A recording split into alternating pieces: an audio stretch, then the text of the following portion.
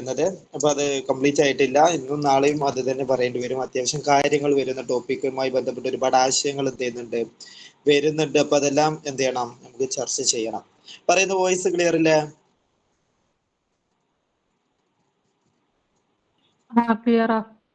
Okay. ഇപ്പൊ നമ്മൾ പറഞ്ഞുകൊണ്ടിരിക്കുന്നത് പ്രത്യേകം പരിഗണന അർഹിക്കുന്ന വിഭാഗം കുട്ടികളെ കുറിച്ചാണ്. എന്താണ് പ്രത്യേകം പരിഗണന അർഹിക്കുന്ന വിഭാഗം എന്നുകൊണ്ട് ഉദ്ദേശിക്കുന്നത്?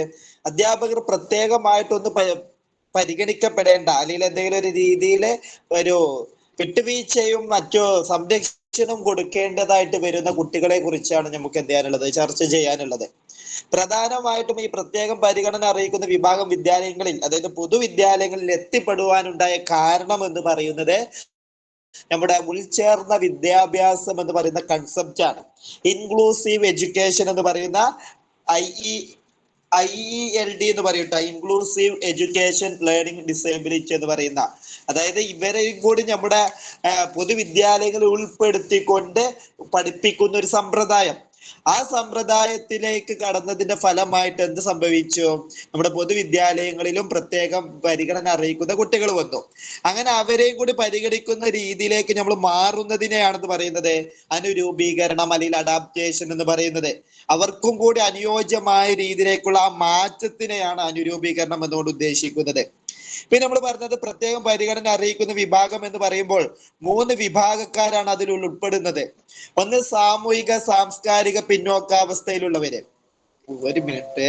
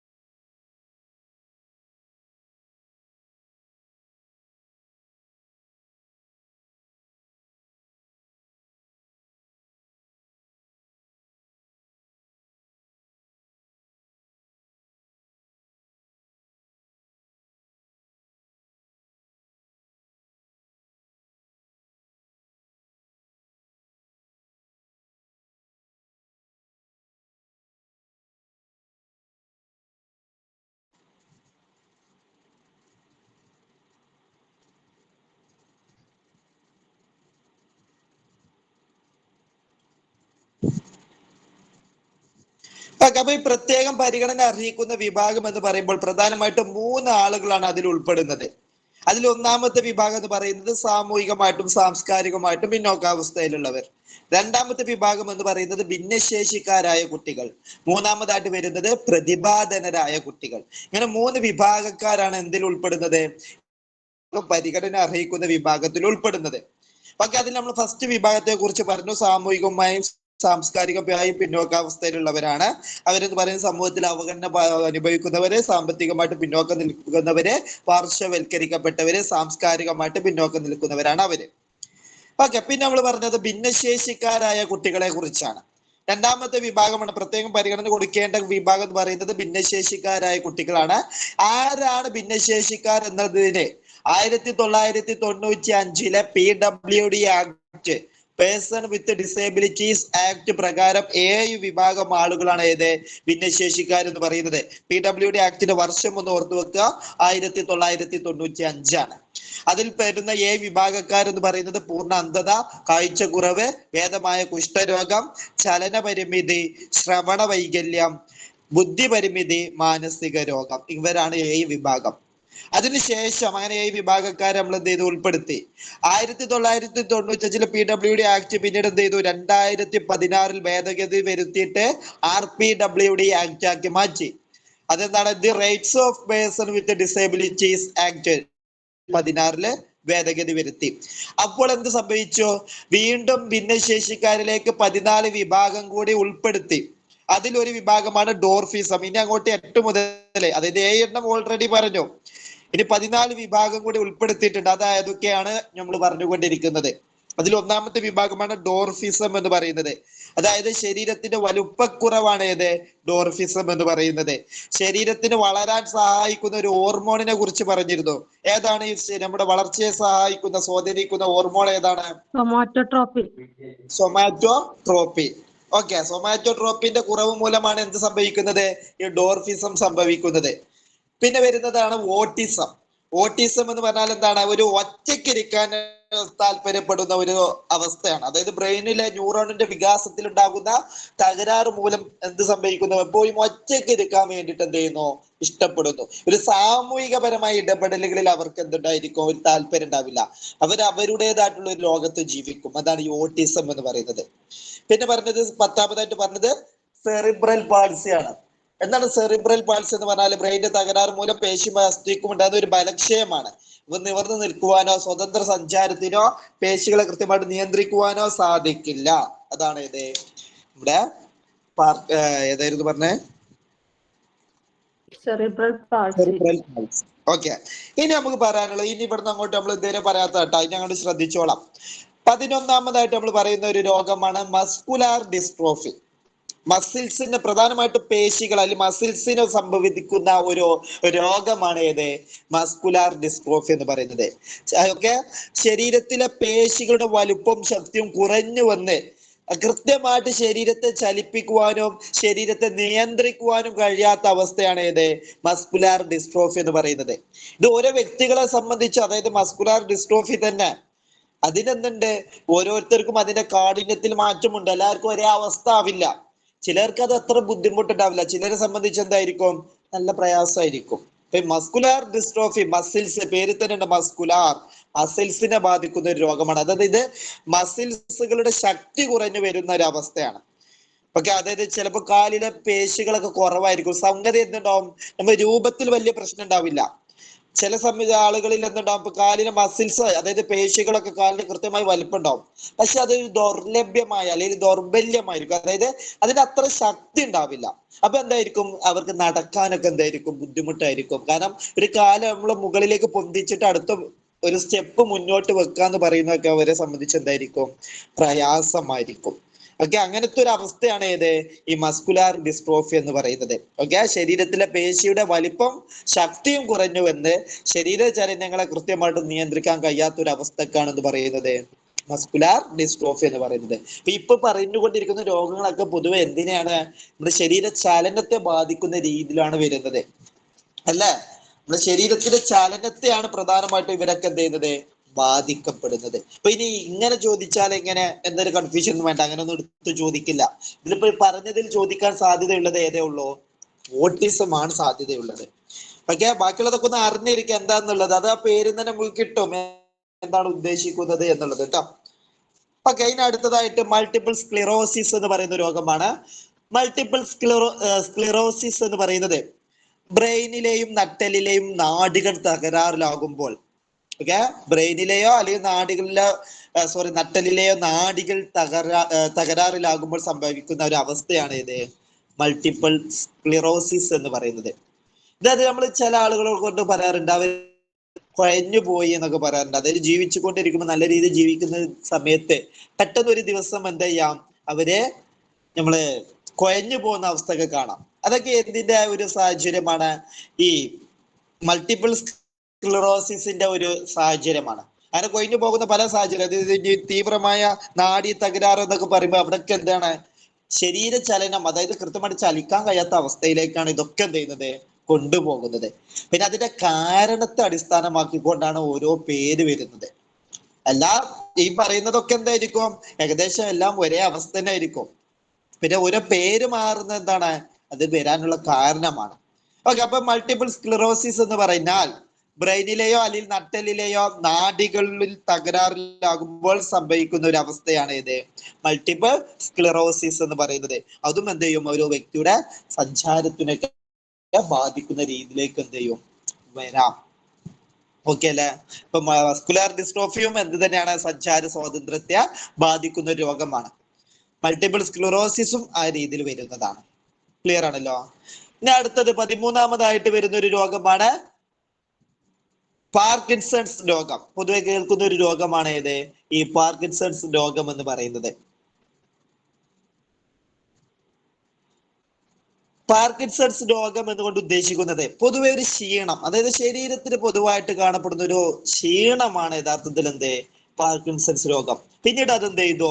അവരുടെ ഒരു പാർക്കിൻസൺസ് രോഗം ബാധിച്ചവരുടെ ശരീരചലനത്തെയും അതേപോലെ തന്നെ സന്തുലിതാവസ്ഥയും എന്ത് ചെയ്യും? ബാധിക്കും. അതായത് കൃത്യമായിട്ട് ചലിക്കുവാനും കൃത്യമായിട്ട് നിൽക്കുവാനും ഒക്കെ കഴിയുന്ന ആ ഒരു കഴിവിനെ അവർക്ക് എന്ത് ചെയ്യും? ഒരു ബാധിക്കുന്ന ഒരു രോഗമാണ് ഏത്? പാർക്കിൻസൺസ് രോഗം എന്ന് പറയുന്നത്. കൃത്യമായ ശരീര ചലനം നടത്തുന്നതിനും സന്തുലിതാവസ്ഥ, ശരീരത്തിന്റെ സന്തുലിതാവസ്ഥയെ ബാധിക്കുകയും ചെയ്യുന്ന ഒരു രോഗമാണ് ഏത്? പാർക്കിൻസൺസ് രോഗം എന്ന് പറയുന്നത്. അവർക്ക് എന്താ? കൃത്യമായ ഒരു ബാലൻസ് ഒന്നും കിട്ടണമെന്നില്ല. എപ്പോഴും ഇങ്ങനെ കൈകാലുകളൊക്കെ ഇങ്ങനെ വിറക്കും. ഓക്കെ, ഈ പാർക്കിൻസൺസ് രോഗം ബാധിച്ച ആളുകൾക്ക് എന്ത് ചെയ്യും? അവരുടെ കൈകാലുകളും തലകളൊക്കെ എന്ത് ചെയ്യും? ഇങ്ങനെ വിറയലായിരിക്കും, എപ്പോഴും ഇങ്ങനെ വിറച്ചുകൊണ്ടായിരിക്കും. എന്തെങ്കിലും ഒരു വസ്തു എടുക്കാൻ പോകുമ്പോഴും, അതായത് ഇപ്പൊ ഒരു ബുക്ക് എടുക്കുകയാണെങ്കിൽ അങ്ങനെ കൈ ഇങ്ങനെ വിറച്ചുകൊണ്ട് ഇങ്ങനെ എന്ത് ചെയ്യും? ബുക്കൊക്കെ എടുക്കുന്നത് കാണാം. ഓക്കെ, അപ്പൊ ആ ഒരു അവസ്ഥക്കാണ് യഥാർത്ഥത്തിൽ എന്ത് പറയുന്നത്? പാർക്കിൻസൺസ് രോഗം എന്ന് പറയുന്നത്. ഓക്കെ അല്ലേ? അപ്പൊ പാർക്കിൻസൺസ് രോഗം എന്ന് പറയുന്നത് എന്താണ്? ഒരു ക്ഷീണാവസ്ഥ, പൊതുവായിട്ട് ശരീരം ക്ഷീണിക്കുന്നു. പിന്നീട് അത് എന്തിലേക്ക് എത്തുന്നു? ശരീരത്തിന്റെ ചലനത്തെയും ശരീരത്തിന്റെ സന്തുലിതാവസ്ഥ, അതായത് ബാലൻസിങ്ങിനെയും ഒക്കെ എന്ത് ചെയ്യുന്നു? ബാധിക്കുന്ന ഒരു രോഗമാണ് ഏത്? പാർക്കിൻസൺസ് രോഗം എന്ന് പറയുന്നത്. ഇതും എന്ത് തന്നെയാണ്? ഒരു നാഡിയെ ബാധിക്കുന്ന, ഈ പറഞ്ഞതിലൊക്കെ ഇവിടെ എല്ലാം ബാധിക്കുന്നത് പ്രധാനമായിട്ടും എന്തിനെയാണ്? മൾട്ടിപ്പിൾ സ്ക്ലെറോസിസ് ബാധിച്ചതും എന്തിനെ തന്നെയാണ്? നാഡിയാണ്. പാർക്കിൻസൺസ് രോഗം ബാധിക്കുന്ന എന്തിനാണ്? നാഡിക്കാണ്. ഒക്കെ നാഡികളെ ബാധിക്കുമ്പോൾ അതിന്റെ സാഹചര്യം എന്ത് ചെയ്യുന്നു? പല രീതിയിലുള്ള രോഗത്തിലേക്കും ബാലൻസിങ്ങിനും ശരീര ചലനത്തിലേക്കും എത്തിപ്പെടുകയാണ് സംഭവിക്കുന്നത്. അപ്പൊ ഇതൊന്നും നിങ്ങൾ വിശദമായിട്ടൊന്നും പഠിച്ചു വെക്കേണ്ട. ഇവിടെ നിങ്ങൾ അറിഞ്ഞിരിക്കേണ്ട അത്രേ ഉള്ളൂ, ഈ രോഗങ്ങളൊക്കെ ഭിന്നശേഷി വിഭാഗത്തിൽ ഉൾപ്പെടുത്തിയിട്ടുണ്ട്. 2016 RPWD ആക്കിയപ്പോൾ എന്ത് ചെയ്തു? ഉൾപ്പെടുത്തി. അത്രേ ഉള്ളൂ. ഓക്കെ, 14ാമത്തതാണ് തീവ്രമായ നാഡീ തകരാറ്. നേരത്തെ പറഞ്ഞ പോലെ തന്നെ വീണ്ടും നാഡിയെ ബാധിക്കുമ്പോൾ, ബ്രെയിന്, നട്ടൽ ഇവയെ ബന്ധിപ്പിക്കുന്ന നാഡികൾ സംഭവിക്കുന്ന രോഗങ്ങൾ എന്ത് ചെയ്യുന്നു? ശരീരത്തെ തളർത്തും. നാഡിയെ ബാധിക്കുമ്പോൾ അവിടെ എന്ത് ചെയ്യും? തന്റെ ശരീരത്തെ തളർത്തുന്ന ഒരു അവസ്ഥക്കാണ് എന്ത് പറയുന്നത്? ഈ തീവ്രമായ നാഡീ തകരാറ് എന്നുകൊണ്ട് ഉദ്ദേശിക്കുന്നത്. ചിലപ്പോൾ ചില ആളുകളുണ്ടാവും ഇടതുഭാഗം കുഴഞ്ഞു പോയ ആളുകളുണ്ടാവും. ഇടതുഭാഗത്തെ കൈയും കാലും എന്ത് ചെയ്യാൻ കഴിയില്ല? ചലിക്കാൻ കഴിയില്ല. രോഗങ്ങൾ കൊണ്ട് സംഭവിക്കാം. ചില ആളുകൾക്ക് അപകടങ്ങൾ സംഭവിക്കുമ്പോൾ, വാഹന അപകടത്തിലൊക്കെ പല ആളുകൾക്കും ഈ രീതിയിലേക്ക് വരാറുണ്ട്. ഓക്കെ, അപ്പൊ അപകടം സംഭവിക്കുമ്പോഴൊക്കെ എന്ത് ചെയ്യും? ശരീരത്തിനെ തളർത്തും. ശരീരത്തിനെ പൂർണ്ണമായിട്ടോ അല്ലെങ്കിൽ ഭാഗികമായിട്ടോ തളർത്തുന്ന ഒരു അവസ്ഥക്കാണ് എന്ത് പറയുന്നത്? തീവ്രമായ നാഡീ തകരാറ് എന്നുകൊണ്ട് എന്ത് ചെയ്യുന്നത്? ഉദ്ദേശിക്കുന്നത്. ഓക്കെ അല്ലെ? അപ്പൊ ഈ പറഞ്ഞതൊക്കെ എന്ത് ചെയ്താൽ മതി? പേര് മാത്രം ഒന്ന് ഓർത്തു വെച്ചാൽ മതി, വിശദീകരണം ഒന്നും പഠിച്ചു വെക്കണ്ട. ഇതൊക്കെ ഉൾപ്പെടുന്നതാണ് എന്നുള്ളത് എന്ത് ചെയ്യാം? മനസ്സിലാക്കി വെക്കാം. ക്ലിയർ? 15ാമതായിട്ട് പറയുന്ന രോഗമാണ് ആസിഡ് ആക്രമണത്തിനിരയായവർ. അതായത് ആസിഡ് മുഖത്തോ അല്ലെങ്കിൽ ശരീരത്തിന്റെ ഭാഗങ്ങളിലോ വീണിട്ട് ശരീരം വികൃതമാകുന്ന അവസ്ഥ, ശരീരത്തിനൊരു വികൃതമാകുന്ന അവസ്ഥയിലേക്ക് മാറുന്നതാണ് ഏത്? ആസിഡ് ആക്രമണം എന്നുകൊണ്ട് ഇവിടെ ഉദ്ദേശിക്കുന്നത്. അങ്ങനെ ആസിഡ് ആക്രമണത്തിന് ഇരയായവർ എന്ത് സംഭവിക്കും? അങ്ങനെ ആസിഡ് ആക്രമണത്തിന് ഇരയായവരെ സംബന്ധിച്ച് അവരെ എന്ത് ചെയ്യും? അവരെ ഒറ്റപ്പെട്ടു പോവാൻ സാധ്യതയുണ്ട്. മറ്റുള്ളവർ അവരെ ഒറ്റപ്പെടുത്തുവാനുള്ള സാഹചര്യം ഒക്കെ ഉണ്ട്. അപ്പൊ അവരെയും എന്ത് ചെയ്തിട്ടുണ്ട്? ഭിന്നശേഷി വിഭാഗത്തില് ഉൾപ്പെടുത്തിയിട്ടുണ്ട്. മുഖത്തോ അല്ലെങ്കിൽ ശരീരത്തിന്റെ വിവിധ ഭാഗങ്ങളിലോ ആസിഡ് വീണ് പൊള്ളി ശരീര വികൃതമായ അവസ്ഥയാണ് ഏത്? ആസിഡ് ആക്രമണത്തിനിരയായവർ എന്നുകൊണ്ട് ഇവിടെ ഉദ്ദേശിക്കുന്നത്. ഓക്കെ അല്ലെ? 16ാമതായിട്ട് പറയുന്നതാണ് ഏത്? ഭാഷാ സംസാര വൈകല്യമുള്ളവര്. നമ്മുടെ ഭാഷയിലൂടെ, അതായത് നമ്മൾ സാധാരണ നമ്മൾ എന്ത് ചെയ്യുന്നുണ്ട്? ആശയവിനിമയത്തിന് ഭാഷ ഉപയോഗിക്കുന്നുണ്ട്. അപ്പൊ ഈ ഭാഷയിലൂടെ സ്വായത്തമാക്കുന്നതിനും, അതായത് ആശയം സ്വായത്തമാക്കുന്നതിനും അതേപോലെ തന്നെ സംസാരിക്കുന്നതിനും ഒക്കെയുള്ള പ്രയാസം നേരിടുന്നവരാണ് ഏത്? ഭാഷാ സംസാര വൈകല്യം എന്നുകൊണ്ട് ഇവിടെ ഉദ്ദേശിക്കുന്നത്. ഓക്കെ, ഇപ്പൊ എന്തൊക്കെയാ പറഞ്ഞത്? ഭാഷാ സംസാര വൈകല്യം, സംസാരിക്കുവാനോ ഭാഷ ഉപയോഗിക്കുവാനോ ഉള്ള ബുദ്ധിമുട്ട്. അങ്ങനെ 16 ആളുകളെ കുറിച്ച് പറഞ്ഞു. ലാസ്റ്റ് പറഞ്ഞത് ഏതൊക്കെയായിരുന്നു? മസ്കുലാർ ഡിസ്ട്രോഫി, പ്രധാനമായിട്ട് പേശി. മൾട്ടിപ്പിൾ സ്ക്ലിറോസിസ് എന്ന് പറയുന്നത് ബ്രെയിനിലെയോ അല്ലെങ്കിൽ നട്ടലിലെയോ നാഡികൾക്ക് സംഭവിക്കുന്ന ഒരു അവസ്ഥ. പിന്നെ പറഞ്ഞത് പാർക്കിൻസൺസ് രോഗം, അതും ചലനത്തെയും ബാധിക്കുന്ന ഒരു രോഗമാണ്. പിന്നെ തീവ്രമായ നാഡി തകരാറ്, ബ്രെയിനിലെയോ നട്ടലെയോ ബന്ധിപ്പിക്കുന്ന നാഡികൾക്ക് വരുന്ന രോഗം അല്ലെങ്കിൽ അപകടം എന്ത് ചെയ്യുന്നു? ശരീരത്തെ പൂർണ്ണമായിട്ട് ഭാഗികമായിട്ട് തളർത്തുന്ന അവസ്ഥ. പിന്നെ പറഞ്ഞത് ആസിഡ് ആക്രമണത്തിനിരയായവരായിരുന്നു. മുഖത്തോ ശരീരത്തോ ആസിഡ് ആക്രമണത്തിന് ഇരയായതിന്റെ ഫലമായിട്ട് ശരീരം വികൃതമായ അവസ്ഥയാണ് ഇത് ആസിഡ് ആക്രമണത്തിന് ഇരയായവർ. പിന്നെ നമ്മൾ പറഞ്ഞത് ഭാഷാ സംസാര വൈകല്യമാണ്. സംസാരിക്കുവാനോ അല്ലെങ്കിൽ ഭാഷ ഉപയോഗിക്കുവാനോ ഉള്ള ബുദ്ധിമുട്ടാണ് ഏത് ഭാഷാ സംസാര വൈകല്യം എന്നുകൊണ്ട് ഉദ്ദേശിക്കുന്നത്.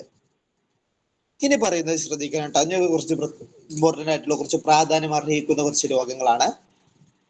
ഇനി പറയുന്ന രോഗങ്ങളുടെ 3 രോഗങ്ങൾ കൊടുത്തിട്ടുണ്ട്. തലാസീമിയ എന്ന് പറയുന്ന രോഗം, ഹീമോഫീലിയ, അരിവാൾ രോഗം. ഓക്കെ, തലാസീമിയ, ഹീമോഫീലിയ, അരിവാൾ രോഗം. ഈ 3 രോഗത്തിന്റെയും പ്രത്യേകത, ഈ 3 രോഗം വെച്ചിട്ട് ഈ 3 രോഗം മാത്രം ഫോക്കസ് ചെയ്തിട്ട് ചോദ്യം വരും. ഈ 3 രോഗത്തിന്റെ പ്രത്യേകത എന്ന് പറയുന്നത് ഈ 3 രോഗങ്ങളും പാരമ്പര്യമായിട്ട് ഒരു വ്യക്തിയിലേക്ക് എത്തിപ്പെടുന്ന രോഗങ്ങളാണ്. ഓക്കെ, അപ്പൊ ഇതെന്താണ്? ഈ 3 രോഗങ്ങളും പാരമ്പര്യമായിട്ട് ഒരു കുട്ടി, പാരമ്പര്യം മാത്രമല്ല എങ്കിലും ഇതിന് നമ്മൾ പൊതുവെ പറയാറുള്ളത് എന്താണ്? പാരമ്പര്യ രോഗമാണ്. അതായത് മാതാപിതാക്കളിൽ നിന്നും മക്കളിലേക്ക്, പിന്നെ അവരിൽ നിന്ന് മക്കളിലേക്ക് കൈമാറ്റം ചെയ്ത് പെട്ടു പോവാൻ സാധ്യതയുള്ള 3 രോഗങ്ങളാണ് ഏത്? തലാസീമിയ, ഹീമോഫീലിയ, അരിവാൾ രോഗം. ഒരു പോയിന്റ് അത്. അപ്പൊ ചോദിക്കും, താഴെ പറയുന്നതിൽ പാരമ്പര്യ രോഗത്തിൽ പെടാത്തത് ഏത്? ഈ ഒരു ടോപ്പിക്കിനെ ബേസ് ചെയ്തുകൊണ്ട് തന്നെ, അതായത് താഴെ പറയുന്ന ഭിന്നശേഷി രോഗങ്ങളിൽ ഒരു പാരമ്പര്യ രോഗമല്ലാത്തത് ഏത്? ഇപ്പൊ ഈ 3ഉം തരും. ഈ 3 രോഗം എന്താണ്? പാരമ്പര്യമായിട്ട് കിട്ടുന്നതാണ്. അപ്പൊ ഇതല്ലാത്ത ഏതെങ്കിലും രോഗം തരും.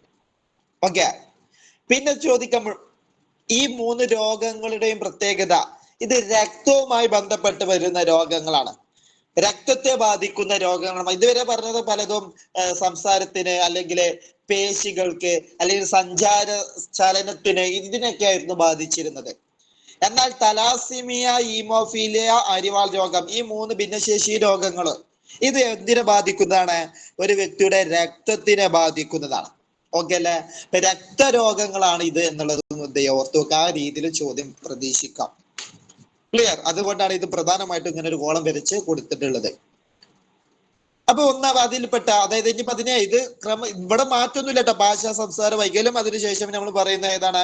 ഇതൊക്കെ ഭിന്നശേഷി രോഗങ്ങളാണ്. ഇതിങ്ങനെ ഒരു പ്രത്യേകമായിട്ടൊരു കോളം വരയ്ക്കാനുള്ള കാരണം ഇത് രക്തം രോഗമാണ്, രക്തത്തെ ബാധിക്കുന്ന രോഗമാണ്.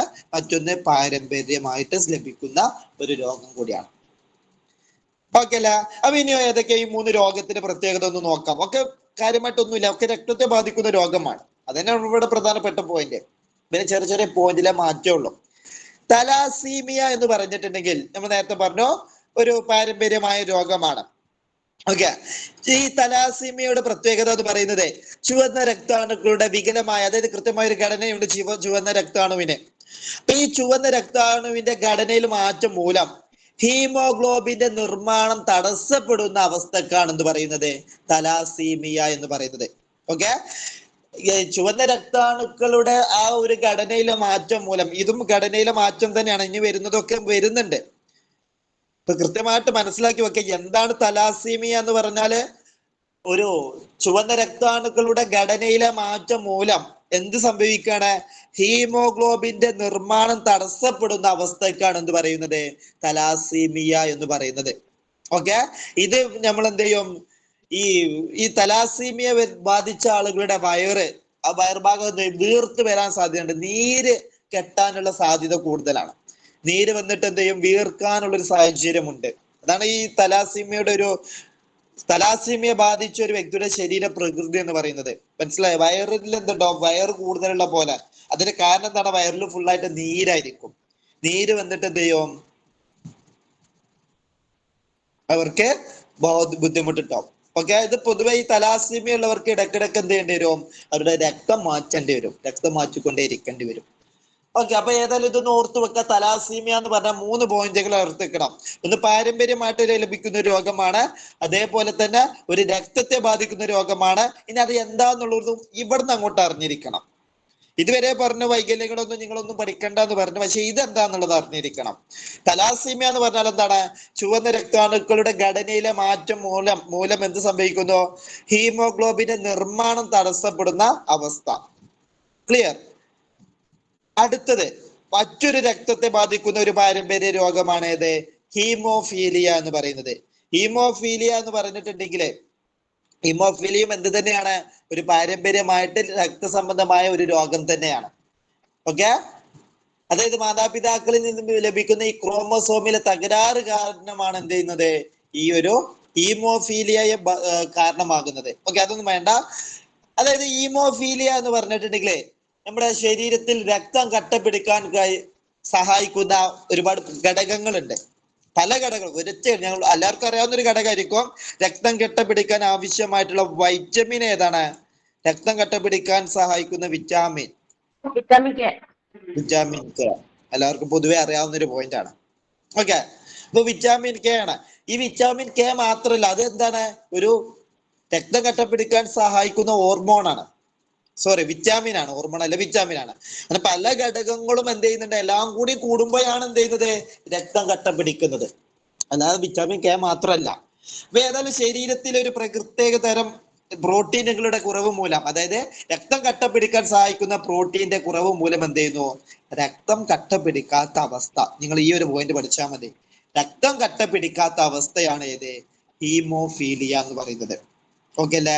അപ്പൊ ഹീമോഫീലിയ സംഭവിച്ചിട്ടുണ്ടെങ്കിൽ എന്തായിരിക്കും അപ്പൊ സംഭവിക്കുക? ശരീരത്തിൽ എന്ത് ചെയ്യില്ല? രക്തം കട്ട പിടിക്കില്ല. അപ്പൊ എന്ത് ചെയ്യും? ഏതെങ്കിലും ഭാഗത്തിലൂടെ, ചില ആളുകൾക്ക് മൂക്കിലൂടെ ഇങ്ങനെ പോയി ഇടക്കിടക്ക് എന്ത് ചെയ്യും? രക്തം പോകും. ഓക്കെ, അതേപോലെ തന്നെ മലമൂത്ര വിസർജന സമയത്ത് രക്തം പോകുന്ന അവസ്ഥ കാണാം. അല്ലാതെ എന്ത് സംഭവിക്കും? ചെറിയൊരു മുറിവ് ഉണ്ടായാലും അതിലൂടെ എന്ത് ചെയ്യും? അമിതമായിട്ടുള്ള രക്തമൊഴുക്ക് സംഭവിക്കും.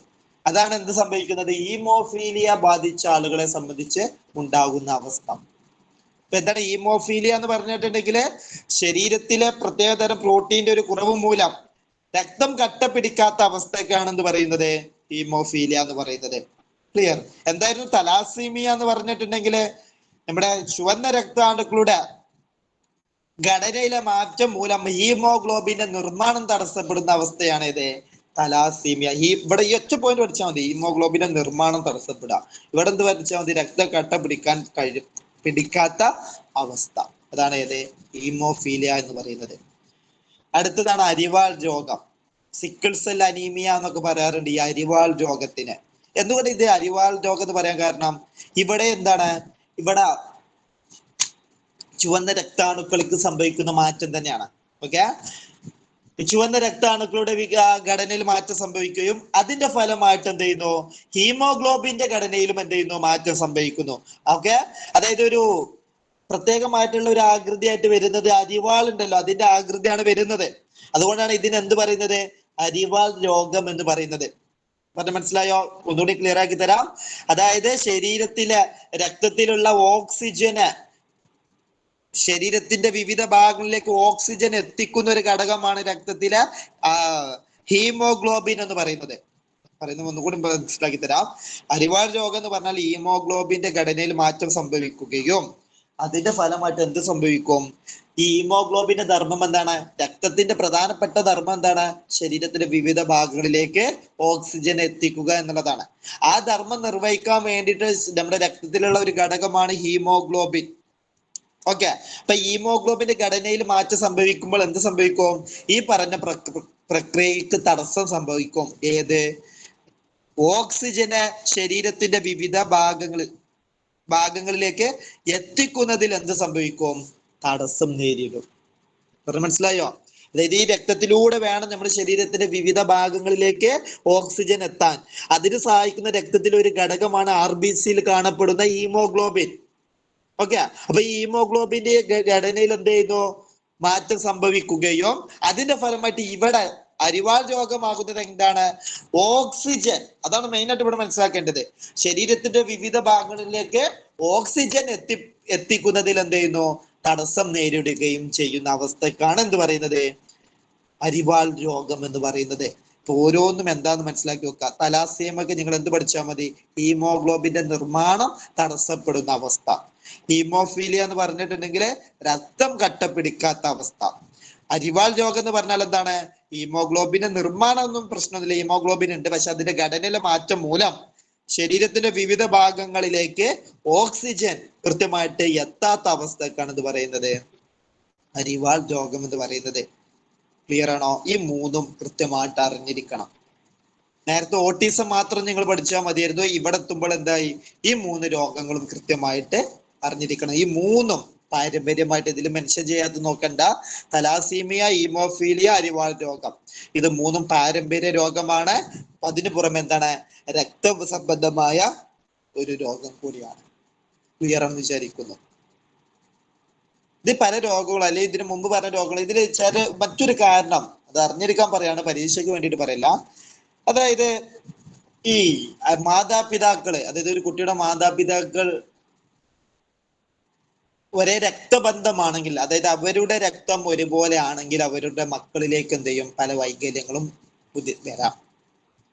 ക്രോമസോമുകളും മറ്റു കണക്ഷനുകളിലൊക്കെ പ്രയാസം വരികയും ഈ രക്തത്തിലൊക്കെ എന്തുണ്ടാവും? ഈ ഒരിക്കലും ചേരാത്തൊരു കാര്യമാണ് ഇത് ഒരേ രക്തബന്ധമുള്ള മാതാപിതാക്കൾ എന്നുള്ളത്. അത് നേരെ അനിയനേട്ടൻ എന്ന് മാത്രമല്ല, ചെറിയൊരു അകന്ന ബന്ധമാണെങ്കിൽ കുറച്ചൊക്കെ ഒരു രക്തം ഒരുപോലെ, അത് പറഞ്ഞ് മനസ്സിലായോ? കുടുംബത്തിന്റെ അല്ലെ സ്വന്തം രക്തത്തിൽ നിന്നും വിവാഹം കഴിക്കാൻ പാടില്ല എന്നൊക്കെ പറയാറുണ്ട്. ഓക്കെ, അതായത് ഇപ്പൊ കുറച്ചൊരു അകലുണ്ടെങ്കിലും അവരുടെ മക്കൾക്ക് എന്ത് സംഭവിക്കാൻ സാധ്യതയുണ്ട്? വൈകല്യങ്ങള് സംഭവിക്കാൻ സാധ്യതയുണ്ട്. ഓക്കെ, അങ്ങനെ ഒരു പോയിന്റ് ആയിട്ട് പഠിച്ചു വെക്കുക, വെറുതെ പറഞ്ഞു എന്നേ ഉള്ളൂ. ഇവിടെ നിങ്ങൾ പഠിച്ചു വെക്കേണ്ടത് ഇത് മൂന്നും പൈതൃകമാണ്, രക്തസംബന്ധമായ രോഗമാണ്. ക്ലിയർ ആണെന്ന് വിചാരിക്കുന്നത്. അപ്പൊ 19 രോഗങ്ങളെ കുറിച്ച് നമ്മൾ പറഞ്ഞു. ഇനി 20ഉം 21 നമുക്ക് പറയാനുള്ളത്. അങ്ങനെ 21 രോഗങ്ങളാണ് ഇപ്പോൾ നിലവിൽ എന്തുള്ളത്? ഭിന്നശേഷി രോഗമായിട്ട് പരിഗണിക്കപ്പെടുന്നത്. ഇനി 20ാമത്തെ രോഗം എന്ന് പറയുന്നത് പ്രത്യേകമായ പഠന വൈകല്യമാണ്. ഇനി ഇവിടുന്ന് അങ്ങോട്ടും നന്നായിട്ട് ശ്രദ്ധിക്കേണ്ടോ, വളരെ ഇമ്പോർട്ടന്റ് ആയിട്ടുള്ള എക്സാമിന് ചോദിക്കാൻ സാധ്യതയുള്ള ഒരു മേഖലയാണ്. പ്രത്യേകമായിട്ടുള്ള സവിശേഷകമായിട്ടുള്ള പഠന വൈകല്യമുള്ളവരെയും എന്ത് ചെയ്യുന്നുണ്ട്? ഭിന്നശേഷിക്കാരായിട്ട് പരിഗണിക്കുന്നുണ്ട്. അതായത് പ്രത്യേകം കൃത്യമായിട്ട് അതിന് ഘടനയുണ്ട്. അതായത് നമുക്ക് ഈ പറയുന്നതിൽ പലതും നിങ്ങൾക്ക് തോന്നാം, ഇതൊക്കെ എനിക്കും ഉണ്ടല്ലോ, ഈ പറഞ്ഞ പോയിന്റ് എനിക്കുണ്ടല്ലോ, അപ്പൊ ഞാനൊരു ഭിന്നശേഷിക്കാരനാണോ എന്നുള്ള രീതിയിൽ നിങ്ങൾക്ക് തോന്നാം. അങ്ങനെ എല്ലാം ഒരു ഭിന്നശേഷിയായിട്ട് പരിഗണിക്കില്ല. കൃത്യം വ്യക്തമായിട്ടുള്ള കണക്കുണ്ട്, ഇന്ന കാരണങ്ങൾ കൊണ്ട് ഇന്നത് സംഭവിക്കുന്നവർക്കാണ് ഭിന്നശേഷി. ഓക്കെ, അപ്പൊ ഏതെല്ലാം അത് പോട്ടെ. അപ്പൊ പ്രത്യേകമായ സവിശേഷമായ പഠന വൈകല്യമാണ് ഏത്? 20ാമതായിട്ട് ഭിന്നശേഷിക്കാരായിട്ട് ഉൾപ്പെടുത്തിയിട്ടുള്ളത്. ഓക്കെ, അതായത് പഠന വൈകല്യം എന്ന് പറഞ്ഞാൽ പഠനത്തിലുള്ള കുറവല്ല. ഒരു കുട്ടി പഠിക്കുന്നില്ല എന്നുള്ളത് ആ കുട്ടിയെ സംബന്ധിച്ച് ഒരു ഭിന്നശേഷിയല്ല. പറഞ്ഞ മനസ്സിലായോ? പഠന വൈകല്യവും അതേപോലെ തന്നെ പഠനത്തിലെ കുറവും പഠന തടസ്സം അതേപോലെ തന്നെ പഠനത്തിലെ ബുദ്ധിമുട്ടും ഒക്കെ എന്താണ്? ഓരോ കൺസെപ്റ്റുകളാണ്. അതൊക്കെ ഓരോന്നാണ്. ഓക്കെ, അതായത് കൃത്യമായിട്ട് പറയുന്നുണ്ട് പഠന വൈകല്യം എന്ന് പറയുന്നത് കൃത്യമായ സവിശേഷമായ പഠന വൈകല്യം, കൃത്യമായ ഡെഫിനിഷനും കൃത്യമായ നിർവചനവും ഉണ്ട്. ഇപ്പൊ എന്തൊക്കെയാണ് പ്രധാനപ്പെട്ട പഠന വൈകല്യം ഏതൊക്കെ എന്നുള്ളത് എന്ത് ചെയ്യാൻ നോക്കാം. ഇതെപ്പോഴും ചോദിക്കുന്ന എല്ലാ പരീക്ഷകൾക്കും വരാൻ സാധ്യതയുള്ള ഒരു മേഖലയാണ് പ്രത്യേകമായ പഠന വൈകല്യം എന്ന് പറയുന്നത്. ഓരോന്നൊന്ന് നോക്കല്ലേ, ഏതൊക്കെയാണ് പഠന വൈകല്യങ്ങൾ? കുറെ ഉണ്ട് കേട്ടാ. ഈ പറഞ്ഞതൊന്നും ആവില്ല. ചിലപ്പോൾ നിങ്ങൾ തോന്നും ഇതില്ല അതില്ല എന്ന് തോന്നും. നമുക്ക് ആവശ്യമുള്ളതേ പറയുന്നുള്ളൂ. ഇവിടെ ആവശ്യമുള്ളത് പഠന വൈകല്യത്തിൽ ആവശ്യമുള്ളത്, അതായത് ഇന്ത്യൻ ഈ പറഞ്ഞ RPWD ആക്ട് പ്രകാരം 5 എണ്ണമാണ് കൃത്യമായിട്ട് പറയുന്നത്. അതിന്റെ പുറമേ ഉണ്ട് എന്നാണ് അവർ പരാമർശിച്ചിട്ടുള്ളത്. ഏതായാലും നമുക്ക് ഏതൊക്കെയാണ് നിങ്ങൾ ഇവിടെ പഠിക്കേണ്ട ഇത്രയേ ഉള്ളൂ. ഓരോന്നും എന്താന്നുള്ളത്, അതായത് ഡിസ്ലെക്സിയ, ഡിസ്ഗ്രാഫിയ, ഡിസ്കാൽക്കുലിയ, ഡിസ്പ്രാക്സിയ, ഇത് എന്താ? ഇതിപ്പോ ഇതിന്നാണ് ചോദ്യം വരാം. എന്താണ് ഡിസ്ലെക്സിയ, എന്താണ് ഡിസ്ഗ്രാഫിയ, എന്താണ് ഡിസ്കാൽക്കുലിയ? ഈ രീതിയിലാണ് നമ്മൾ എന്ത് ചെയ്യേണ്ടത്? പഠിക്കേണ്ടത്. അതായത് ഇനി നമ്മൾ പഠിക്കുന്നത് സവിശേഷക പഠന വൈകല്യമാണ്, 20ാമത്തെ ഭിന്നശേഷി. അതിൽ ഏതൊക്കെ പെടുന്നു എന്നുള്ളതാണ് ഇനി നമുക്ക് എന്ത് ചെയ്യാനുള്ളത്? നോക്കാനുള്ളത്. നമ്മൾ പോകുന്നത് മനസ്സിലായല്ലോ? ഓക്കെ, അപ്പൊ 20ാമത്തെ പഠന വൈകല്യമായിട്ട് വരുന്ന സവിശേഷ പഠന വൈകല്യത്തിലെ ഒരു വൈകല്യം ഏതാണ്? അതിൽ പെടുന്ന ഒരു പഠന വൈകല്യമാണ് ഏത്? ഡിസ്ലെക്സിയ എന്ന് പറയുന്നത്. ഓക്കെ, ഡിസ്ലെക്സിയ ഡിസ്ലെക്സിയ എന്നുകൊണ്ട് ഉദ്ദേശിക്കുന്നത് വായിക്കുന്നതുമായി ബന്ധപ്പെട്ടുകൊണ്ട് ഒരു കുട്ടി നേരിടുന്ന പ്രയാസം അല്ലെങ്കിൽ വൈകല്യത്തെയാണെന്ന് പറയുന്നത് ഡിസ്ലെക്സിയ. അത് തന്നെ ചോദിക്കാം. താഴെ പറയുന്ന വൈകല്യത്തിൽ അല്ലെങ്കിൽ താഴെ പറയുന്നതിൽ വായനയുമായി ബന്ധപ്പെട്ട് നേരിടുന്ന വൈകല്യം ഏത് എന്ന് ചോദിക്കും. ഇപ്പൊ വായനയുമായി ബന്ധപ്പെട്ടുകൊണ്ട് നേരിടുന്ന വൈകല്യത്തെയാണ് എന്ത് പറയുന്നത്? ഡിസ്ലെക്സിയ എന്ന് പറയുന്നത്. ഓക്കെ, വാക്കുകളുമായി ബന്ധപ്പെട്ട്, അതായത് വാക്കുകൾ എന്ന് പറയുമ്പോൾ വാക്കുകൾ വായിക്കുമ്പോൾ അല്ലെങ്കിൽ അക്ഷരങ്ങൾ വായിക്കുമ്പോഴൊക്കെ എന്ത് ചെയ്യും? കൃത്യമായിട്ട് അത് വായിക്കാൻ കഴിയാതെ ശബ്ദങ്ങൾ മാറാം, അല്ലാന്നുണ്ടെങ്കിൽ ആ വായിക്കുന്ന വാക്കുകൾ കൃത്യമായിട്ട് വായിക്കാൻ കഴിയാതെ തടസ്സങ്ങൾ നേരിടാം. ഇതൊക്കെ ഏതിന്റെ ഭാഗമാണ്? ഡിസ്ലെക്സിയയുമായി ബന്ധപ്പെട്ടതാണ്. ഓക്കെ, പറഞ്ഞ മനസ്സിലായോ? ഡിസ്ലെക്സിയ എന്ന് പറഞ്ഞാൽ എന്താണ്? കൃത്യമായിട്ട് മനസ്സിലാക്കിക്കോളൂ. വായനയുമായി ബന്ധപ്പെട്ട് അങ്ങനത്തെ ഈ ഒരു ഡെഫിനിഷൻ എടുത്ത് ചോദിക്കുമായിരിക്കും, അതേ വരും. അതായത് താഴെ പറയുന്നതിൽ വായനയുമായി ബന്ധപ്പെട്ടുകൊണ്ട് നേരിടുന്ന പ്രയാസം, അതിന്റെ ഭാഗമായിട്ട് എന്തൊക്കെയാന്നുള്ളതാണ് താഴെ പറഞ്ഞത്. വാക്കുകളുമായി ബന്ധപ്പെട്ടിട്ട് എന്ത് ചെയ്യും? പ്രയാസം നേരിടാം. വായനയുടെ ഭാഗമാണ് ഈ വാക്ക് കൊണ്ട് ഇവിടെ ഉദ്ദേശിക്കുന്നത്. വാക്ക് മീൻസ് പറയലാണ്, സംസാരിക്കലാണ്, വായിക്കുന്നതാണ് വാക്കുകൾ. ഓക്കെ, ഈ വാക്കുകളുമായി ബന്ധപ്പെട്ട് നേരിടുന്ന ബുദ്ധിമുട്ടാണ് ഏത്? ഡിസ്ലെക്സിയ. അക്ഷരങ്ങളുടെ ശബ്ദം മാറി പോകുന്നതൊക്കെ എന്തിന്റെ ഒരു ലക്ഷണമായിട്ട് കണക്കാക്കാം? ഡിസ്ലെക്സിയയുടെ ലക്ഷണമായിട്ട് കണക്കാക്കാം. പിന്നെ ഈ ഡിസ്ലെക്സിയയുടെ പ്രത്യേകതകളാണ്, അവർ വായിക്കുമ്പോൾ അതിലില്ലാത്തതൊക്കെ വായിക്കും, ഉള്ളത് അവർ വായിക്കൂല, എന്നാൽ ഇല്ലാത്തതൊക്കെ എന്തൊക്കെയോ വായിക്കും ചെയ്യും. അങ്ങനത്തെ സാഹചര്യം ഒക്കെ വരാം. ഓക്കെ, ഇല്ലാത്ത വാക്കുകൾ ചേർത്ത് വായിക്കാം, അതേപോലെ തന്നെ തപ്പിത്തടഞ്ഞൊക്കെ വായിക്കുന്ന അവസ്ഥ. അപ്പൊ ഇത് പറയുമ്പോൾ നിങ്ങൾ ചിന്തിക്കും, അപ്പൊ ഇനി ഇത് എല്ലാവർക്കും ഉണ്ടല്ലോ. ഈ പറയുന്നത് ഇപ്പൊ ഒരു പക്ഷേ നമ്മളൊരു കുട്ടിയെ വായിപ്പിക്കുമ്പോൾ അവർക്ക് ചിലപ്പോൾ വായിക്കാൻ കിട്ടില്ല. അപ്പൊ അതെന്ന് കരുതിട്ട് അവർ നമ്മൾ എന്ത് ചെയ്യുന്നില്ല? ഭിന്നശേഷിയായിട്ട് ഉൾപ്പെടുത്തുന്നില്ല. വ്യക്തമായിട്ട് അതിന്റെ കാര്യകാരണങ്ങളൊക്കെ അതിൽ ഉൾപ്പെടുമ്പോഴാണ്, അല്ലെങ്കിൽ അത് കൃത്യമായിട്ട് വരുമ്പോഴാണ് അത് എന്ത് ചെയ്യുന്നത്? ഒരു വൈകല്യം എന്ന രീതിയിലേക്ക് മാറുന്നത്. അല്ല കുട്ടി കൃത്യമായിട്ട് പഠിച്ചിട്ടില്ല, അല്ലെങ്കിൽ കുട്ടിക്ക് അക്ഷരങ്ങൾ കൃത്യമായിട്ട് മനസ്സിലായിട്ടില്ല, അതിന്റെ ഫലമായിട്ട് കുട്ടി വായിക്കുമ്പോൾ പ്രയാസം നേരിടുമ്പോൾ അത് ഡിസ്ലെക്സിയ ആണെന്നൊന്നും പറയാൻ പറ്റില്ല. അത് പഠിക്കാത്തത് കൊണ്ടാണ്. അവിടെ എന്താ ചെയ്യേണ്ടത്? നന്നായിട്ടൊന്ന് അക്ഷരങ്ങളെ പരിചയപ്പെടുത്തുക എന്നുള്ളതാണ്. ഇതൊരു വൈകല്യമായിട്ട് തന്നെ വരണം. ഓക്കെ, ഏതായാലും ഡിസ്ലെക്സിയ മനസ്സിലായി എന്ന് വിചാരിക്കുന്നു. വായനയുമായി ബന്ധപ്പെട്ട് നേരിടുന്ന പ്രയാസം, വാക്കുകൾ ഉച്ചരിക്കുമ്പോഴും അക്ഷരങ്ങൾ വായിക്കുമ്പോഴും ഒക്കെ എന്ത് ചെയ്യും? പ്രയാസം നേരിടുന്നുവെങ്കിൽ അതിനെയാണെന്ന് പറയുന്നത് ഡിസ്ലെക്സിയ. ഒറ്റ കാര്യം മനസ്സിലാക്കിയാൽ മതി, വായനയുമായി ബന്ധപ്പെട്ട് നേരിടുന്ന വൈകല്യം. ഇനി രണ്ടാമത്താണ് ഡിസ്ഗ്രാഫിയ. ഡിസ്ഗ്രാഫിയ എന്ന് പറഞ്ഞിട്ടുണ്ടെങ്കിൽ എഴുത്തുമായി ബന്ധപ്പെട്ടുകൊണ്ട്, എഴുത്ത് അല്ലെങ്കിൽ ലേഖനം രണ്ടും ഒരേ അർത്ഥമാണല്ലോ. ലേഖനവുമായി ബന്ധപ്പെട്ടുകൊണ്ട്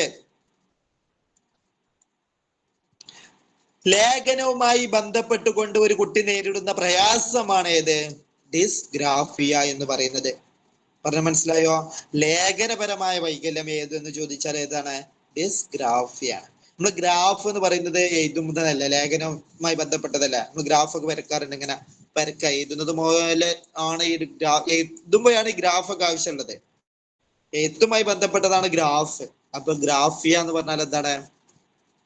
ഗ്രാഫിയ എന്ന് പറഞ്ഞാല് എഴുത്തുമായി ബന്ധപ്പെട്ട വൈകല്യം, അല്ലെങ്കിൽ ലേഖനവുമായി ബന്ധപ്പെട്ടുകൊണ്ട് നേരിടുന്ന വൈകല്യത്തെയാണ്, പ്രയാസത്തെയാണെന്ന് പറയുന്നത് ഡിസ്ഗ്രാഫിയ എന്ന് പറയുന്നത്. അപ്പൊ അങ്ങനെ കണക്ട് ചെയ്താൽ മതി. അപ്പൊ സ്വാഭാവികമായിട്ട് ഇത് രണ്ടേ മാറുള്ളൂ, ബാക്കിയൊക്കെ പേര് തന്നെ കിട്ടും. കാൽക്കുലിയ അതൊക്കെ നമുക്ക് പേര് തന്നെ കിട്ടും. ഡിസ്ഗ്രാഫിയ എന്ന് പറഞ്ഞാൽ എന്താണ്?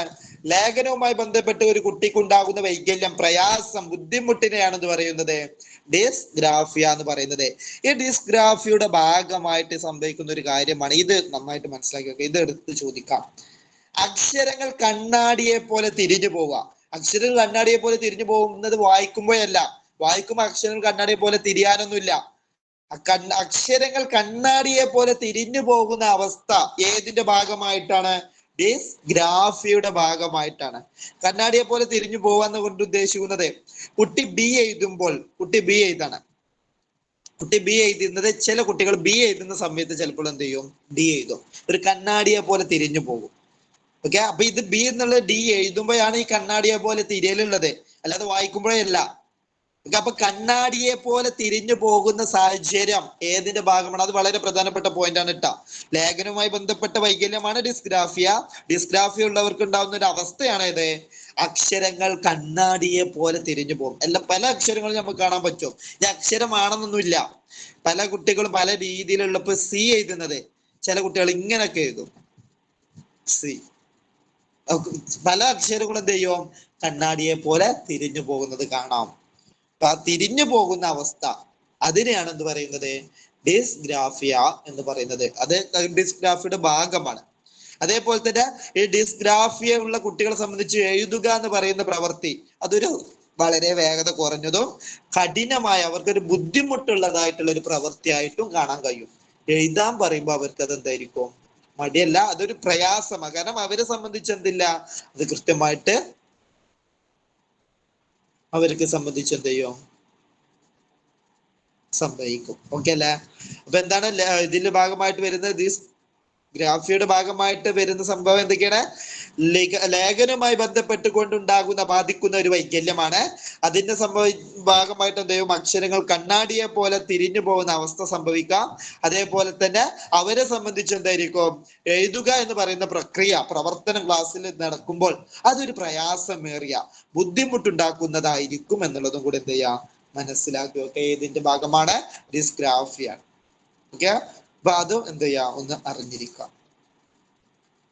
ഇനി മൂന്നാമത്തേതായിട്ട് പറയുന്ന ഒരു പഠന വൈകല്യമാണ് ഡിസ്കാൽക്കുലിയ. ഡിസ്കാൽക്കുലിയ എന്നുകൊണ്ട് ഉദ്ദേശിക്കുന്നത്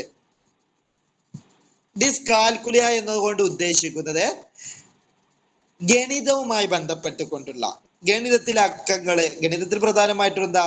അക്കങ്ങൾ വരുന്നുണ്ട്, അതേപോലെ തന്നെ ക്രിയകൾ വരുന്നുണ്ട്. ഗണിത ആശയങ്ങളൊക്കെ മനസ്സിലാക്കുന്നതിനും ഈ ഗണിതവുമായി ബന്ധപ്പെട്ടുകൊണ്ട് നേരിടുന്ന പ്രയാസത്തെയാണെന്ന് പറയുന്നത് ഡിസ്കാൽക്കുലിയ. ഓക്കെ, കാൽക്കുലേറ്റ് ചെയ്യൽ ഏതിന്റെ ഭാഗമാണ്? ഗണിതത്തിന്റെ ഭാഗമാണ്. അതുകൊണ്ട് തന്നെയാണ് അതിനെങ്ങനെ പറയുന്നത്? ഡിസ്കാൽക്കുലിയ എന്ന് പറയുന്നത്. അപ്പൊ ഗണിതവുമായി ബന്ധപ്പെട്ടുകൊണ്ട് ഒരു കുട്ടി നേരിടുന്ന പ്രയാസമാണ് യഥാർത്ഥത്തിൽ എന്ത്? ഡിസ്കാൽക്കുലിയ എന്ന് പറയുന്നത്.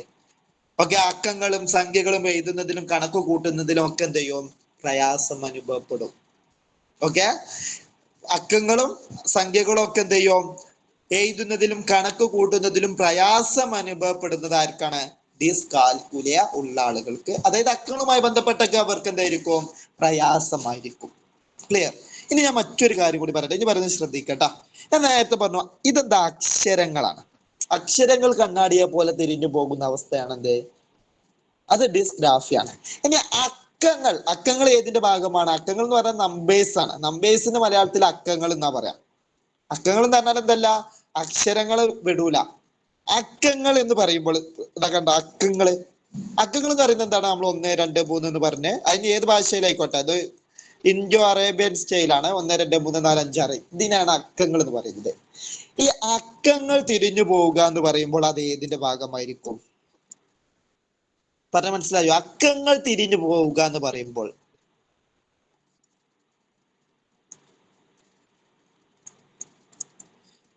അത് ഇതിന്റെ ഭാഗമായിരിക്കും? അക്കങ്ങൾ ഏതുമായി ബന്ധപ്പെട്ടതാണ്? ഗണിതവുമായി ബന്ധപ്പെട്ടതാണ്. അപ്പൊ അക്കങ്ങളാണ് തിരിഞ്ഞു പോകുന്നത് എന്ന് പറഞ്ഞിട്ടുണ്ടെങ്കിൽ അത് ഏതാണ്? ഡിസ്കാൽക്കുലിയാണ്. മാറോ? കൺഫ്യൂഷൻ ആയോ? അതായത് ഇത് കണ്ണാടിയെ പോലെ തിരിഞ്ഞു പോകുന്ന ഒരു അവസ്ഥയാണ്. അക്ഷരങ്ങൾ കണ്ണാടിയെ പോലെ തിരിഞ്ഞു പോകുന്ന അവസ്ഥ അത് അക്ഷരങ്ങളാണ്, അക്കങ്ങളില്ല. അതായത് ABCD, ഇംഗ്ലീഷിലാണ് ABCD, ഇനി മലയാളത്തിലാണ് IU എന്നൊക്കെ പറഞ്ഞു പോകുന്ന നമ്മുടെ അക്ഷരങ്ങൾ. അതുമായി ബന്ധപ്പെട്ട അക്കങ്ങളുമായി ബന്ധപ്പെട്ടുകൊണ്ട് ഒരു കുട്ടി പ്രയാസം നേരിടുന്നുണ്ടെങ്കിൽ അത് തിരിഞ്ഞു പോകുന്ന അവസ്ഥ ഒക്കെ ഉണ്ടാവും. ഇപ്പൊ 9 എന്ന് എഴുതുമ്പോൾ കുട്ടിക്ക് ഇങ്ങനെ വരുന്നത് ഇതാണ് 9 കുട്ടിയുടേത്. അപ്പൊ അതേതാ? അക്കങ്ങൾ തിരിഞ്ഞു പോകും. അല്ലെങ്കിൽ അക്കങ്ങളുമായി ബന്ധപ്പെട്ടുള്ള പ്രയാസങ്ങൾ ചില ആളുകൾക്ക് കൃത്യമായിട്ട് എഴുതാൻ കഴിയാത്ത അവസ്ഥ ഉണ്ടാവും. അപ്പൊ 5 എന്ന് എഴുതുമ്പോൾ ചില കുട്ടികൾ ഇങ്ങനെയൊക്കെ എഴുതും. ഇതാണ് കുട്ടികളുടെ 5. അപ്പൊ ഇങ്ങനത്തെ പ്രശ്നങ്ങളൊക്കെ ഏതുമായി ബന്ധപ്പെട്ട് വരുന്നതാണ്? അത് കാൽക്കുലിയുമായി ബന്ധപ്പെട്ട ഗണിത പ്രശ്നമാണ്. അക്കങ്ങൾ ഗണിതത്തിന്റെ ഭാഗമാണ്. അതുകൊണ്ട് അക്കങ്ങളുമായി ബന്ധപ്പെട്ട് എന്ത് പറഞ്ഞാലും അത് ഏതാണ്? അക്കങ്ങൾ എന്ന് പറഞ്ഞാൽ നമ്മൾ ഉദ്ദേശിക്കുന്നത് നമ്പേഴ്സിനെയാണ്. നമ്പേഴ്സ് നമ്മുടെ മാത്സിന്റെ ഗണിതത്തിന്റെ ഭാഗമാണ്. അപ്പൊ അക്കങ്ങൾ തിരിഞ്ഞു പോവാന്ന് പറഞ്ഞാലും അക്കങ്ങളുമായി ബന്ധപ്പെട്ട് കുട്ടിക്ക് പ്രയാസം അനുഭവപ്പെടുന്നുണ്ട് എന്ന് പറഞ്ഞാലും അതൊക്കെ ഏത് വൈകല്യത്തിലേക്കാണ് ചൂണ്ടിക്കാണിക്കുന്നത്? ഡിസ്കാൽക്കുലിയയിലേക്കാണ്. അത് ഡിസ്കാൽക്കുലിയാണ്. അപ്പൊ ഇനി പിന്നെ ചോദിക്കരുത്, അപ്പൊ തിരിഞ്ഞു പോകുന്നത് എഴുതുമ്പോൾ തിരിഞ്ഞു പോകുന്നത് ഡിസ്ഗ്രാഫി അല്ലേ? പക്ഷെ തിരിഞ്ഞു പോകുന്നത് എന്താണ്? എന്തിന്റെ പ്രയാസമാണ് പറയുന്നത്? അക്കത്തിനാണ് പറയുന്നത്. അക്കം എന്ന് പറയുന്നത് തിരിഞ്ഞു പോകുന്നുണ്ട്, ബാക്കിയൊന്നും കുട്ടിക്ക് പ്രശ്നം ഉണ്ടാവില്ല. മലയാളം എഴുതുമ്പോഴൊന്നും കുട്ടിക്ക് പ്രശ്നം ഉണ്ടാവില്ല. അക്കങ്ങൾ എഴുതുമ്പോൾ തിരിഞ്ഞു പോകുക എന്ന് പറയുന്നത് പ്രത്യേകമായ കുട്ടി ഗണിതത്തിൽ പ്രയാസം അനുഭവപ്പെടുന്നത് കൊണ്ടാണ്. അതുകൊണ്ട് തന്നെ ആ ഗണിതത്തിലെ പ്രയാസമായത് കൊണ്ട് തന്നെ അത് ഏത് രോഗമാണ്? ഡിസ്കാൽക്കുലിയാണ് അവിടെ കാണപ്പെടുന്നത്. കൺഫ്യൂഷൻ ആയോ? മാറുമോ? ഇല്ല, മാറാനൊന്നുമില്ല. അക്കങ്ങൾ എന്ന് പറയുമ്പോൾ കാൽക്കുലിയ. അക്ഷരങ്ങൾ തിരിഞ്ഞു പോകുന്നു. അക്ഷരം കണ്ണാടിയെ പോലെ തന്നെ എടുത്തു പറയട്ടാ, വെറും തിരിഞ്ഞു പോക്കുന്നാവില്ല. അക്ഷരങ്ങൾ കണ്ണാടിയെ പോലെ തിരിഞ്ഞു പോകുന്നതും അതേപോലെ തന്നെ എഴുതുമ്പോൾ അല്ലെങ്കിൽ ലേഖനവുമായി ബന്ധപ്പെട്ട് കുട്ടി പ്രയാസം നേരിടുന്നു എന്ന് പറയുമ്പോൾ അതെന്താണ്? ഡിസ്ഗ്രാഫിയാണ്. ഗ്രാഫ് എഴുതുന്നത്. ഇനി ഡിസ്ലെക്സിയ എന്ന് പറഞ്ഞാൽ എന്താണ്? വായനയുമായി ബന്ധപ്പെട്ട് നേരിടുന്ന പ്രയാസം. വായിക്കുന്നതില് ഒരു വ്യക്തിക്ക് വായനയുമായി ബന്ധപ്പെട്ട ഒരു പ്രയാസം, ഒരു വൈകല്യം ഉണ്ടാകുന്നുവെങ്കിൽ അത് ഏതാണ്? ഡിസ്ലെക്സിയ. ക്ലിയർ എന്ന് വിചാരിക്കുന്നു. ഇനി മറ്റൊരു വൈകല്യമാണ് ഡിസ്പ്രാക്സിയ എന്ന് പറയുന്നത്. ഡിസ്പ്രാക്സിയ അത് കൃത്യമായിട്ട് ചലിപ്പിക്കുക, ഈ പേശിയുടെ സൂക്ഷ്മ പേശിയുടെ പ്രവർത്തനത്തിനുള്ള ബുദ്ധിമുട്ടാണ് ഇത് ഡിസ്പ്രാക്സിയ എന്ന് പറയുന്നത്. ഓക്കെ, ഡിസ്പ്രാക്സിയ എന്ന് പറഞ്ഞിട്ടുണ്ടെങ്കിൽ എന്താണ്? കൃത്യമായിട്ട് തന്റെ സൂക്ഷ്മ പേശികളെ അല്ലെങ്കിൽ ചലനങ്ങളെ സൂക്ഷ്മമായി പ്രവർത്തിപ്പിക്കാൻ കഴിയാത്ത അവസ്ഥക്കാണ് എന്ന് പറയുന്നത് ഡിസ്പ്രാക്സിയ എന്ന് പറയുന്നത്. അതായത് ഒരു ഉദാഹരണം പറയുകയാണെങ്കിൽ അതായത് നല്ല രീതിയിൽ ചലിക്കാനൊക്കെ കഴിയും, ഒരു ബുദ്ധിമുട്ടില്ല.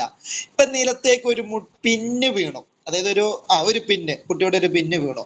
ആ പിന്ന് എടുക്കുക എന്ന് പറയുമ്പോൾ എന്താണ്? അതിസൂക്ഷ്മമായിട്ട് ചലിപ്പിക്കണം അല്ലെ? വിരല് കൈ ഒന്നായിട്ട് ഉപയോഗിച്ചിട്ടൊന്നും നമുക്കൊരു പിന്ന് പാൻ എടുക്കുന്ന പോലെ ഒരിക്കലും എന്തില്ല, ഒരു പിന്ന് താഴെ വീണത് എടുക്കാൻ കഴിയില്ല. അപ്പൊ അതിസൂക്ഷ്മമായിട്ടുള്ള ഒരു ചലനം അവിടെ എന്ത് ചെയ്യേണ്ടി വരും? നടത്തേണ്ടി വരും. അപ്പൊ ആ അതിസൂക്ഷ്മമായിട്ടുള്ള ചലനം നടത്തുക എന്ന് പറയുമ്പോൾ അതിനൊരു പ്രയാസം, അത് സൂക്ഷ്മമായിട്ട് പ്രവർത്തിപ്പിക്കുവാനുള്ള, തന്റെ ചലനങ്ങളെ ഏകോപിപ്പിക്കുവാനും സൂക്ഷ്മമായ പ്രവർത്തനങ്ങൾ ചെയ്യുവാനുമുള്ള ഒരു ബുദ്ധിമുട്ട് കുട്ടിക്കുണ്ടെങ്കിൽ അതെന്താണ്? ഡിസ്പ്രാക്സിയ.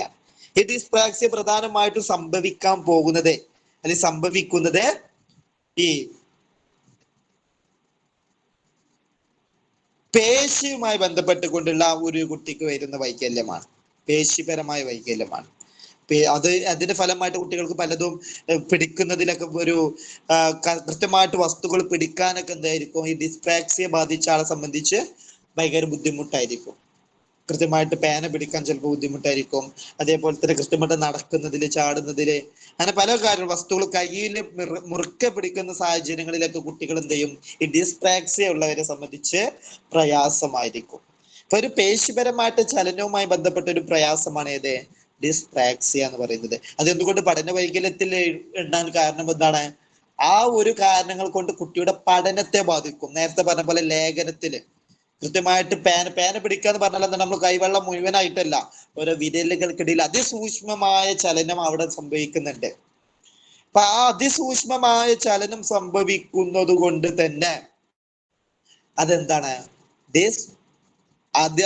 ഇതിന് പ്രയാസം നേരിടും. അപ്പൊ അത് ഡിസ്പ്രാക്സിയാണ്. ഓക്കെ അല്ലെ? പേശി പ്രവർത്തനവുമായി ബന്ധപ്പെട്ട് സൂക്ഷ്മമായിട്ടുള്ള ചലനം നടത്താൻ കഴിയാത്ത അവസ്ഥക്കാണെന്ന് പറയുന്നത് ഡിസ്പ്രാക്സിയ എന്ന് പറയുന്നത്. ക്ലിയർ? ഇനി അഞ്ചാമതായിട്ട് പറയുന്ന ഒരു പഠന വൈകല്യമാണ് അഫേസിയ.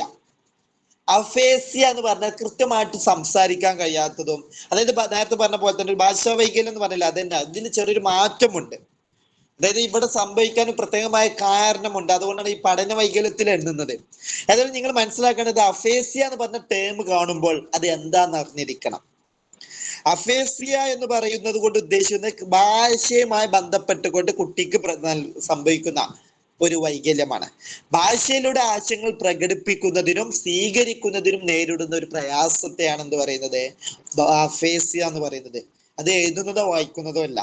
ഇപ്പൊ ഒരു കുട്ടി പറയുന്നത് അധ്യാപകർ കൃത്യമായിട്ട് മനസ്സിലാവുന്നില്ല, എന്തൊക്കെയോ സംഭവിക്കുന്നു. അതുകൊണ്ട് എന്താണോ കുട്ടി ആ പറയുന്നതിലൂടെ ഉദ്ദേശിക്കുന്നത്, കുട്ടിൻ്റെതായിട്ടുള്ള ആശയം പറയാണല്ലോ, ആ ആശയം കുട്ടി പറയുമ്പോൾ എന്താണ് കുട്ടി ഉദ്ദേശിക്കുന്നത് എന്നുള്ളത് ഒരു അധ്യാപകന് ആ കുട്ടിയുടെ സംസാരത്തിൽ നിന്നും മനസ്സിലാക്കാൻ കഴിയുന്നില്ല. അതേപോലെ തന്നെ അധ്യാപകൻ പറയുന്നത് കൃത്യമായിട്ട് അധ്യാപകൻ പറയുന്നുണ്ട്, പക്ഷെ അധ്യാപകൻ കുട്ടിയോട് പറയുന്നതും കുട്ടിക്ക് എന്ത് ചെയ്യാൻ കഴിയാം, കുട്ടിക്ക് മനസ്സിലാക്കാൻ കഴിയുന്നില്ല. അപ്പൊ ഈ സാഹചര്യങ്ങളെയാണ് എന്ത് പറയുന്നത്, അഫേസിയ എന്ന് പറയുന്നത്. ഒരു വളരെ സിമ്പിൾ ആയിട്ട് നിങ്ങൾ എങ്ങനെ മനസ്സിലാക്കിയാൽ മതി, ഭാഷയുമായി ബന്ധപ്പെട്ടുകൊണ്ട് ആശയം സ്വീകരിക്കുന്നതിനും പറയുന്നതിനും സംസാരിക്കുന്നതിനും കുട്ടി നേരിടുന്ന ഒരു തരം ബുദ്ധിമുട്ട്, ഒരു വൈകല്യമാണ് ഇത് അഫേസിയ എന്ന് പറയുന്നത്. എന്നാൽ ഡിസ്പ്രാക്സിയ എന്ന് പറഞ്ഞാൽ എന്താണ്?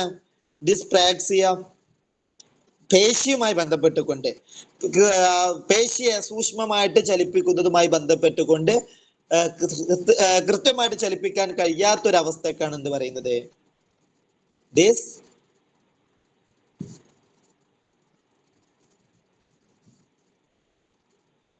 ഡിസ്പ്രാക്സിയ എന്നും പറയുന്നത്. ക്ലിയർ ആണെന്ന് വിചാരിക്കുന്നു. ആർക്കെങ്കിലും ഇതുവരെ പറഞ്ഞത് സംശയമുണ്ടോ? ഇതിൽ നിന്ന് മൂന്നെണ്ണത്തിൽ, ഈ നേരത്തെ പറഞ്ഞ മൂന്നെണ്ണത്തിൽ നിന്നാണ് ക്വസ്റ്റ്യൻ പ്രതീക്ഷിക്കുന്നത്. ഈ ഡിസ്പ്രാക്സിയ സാധാരണ ഓപ്ഷൻ 4 വേണമല്ലോ, അതിനാണ് കൊടുക്കാറുള്ളത് എപ്പോഴും. ഡിസ്ലെക്സിയ, ഡിസ്ഗ്രാഫിയ, ഡിസ്കാൽക്കുലിയ, ഡിസ്പ്രാക്സിയ, അങ്ങനെ 4 ഓപ്ഷൻസ് ആണ് തരിക.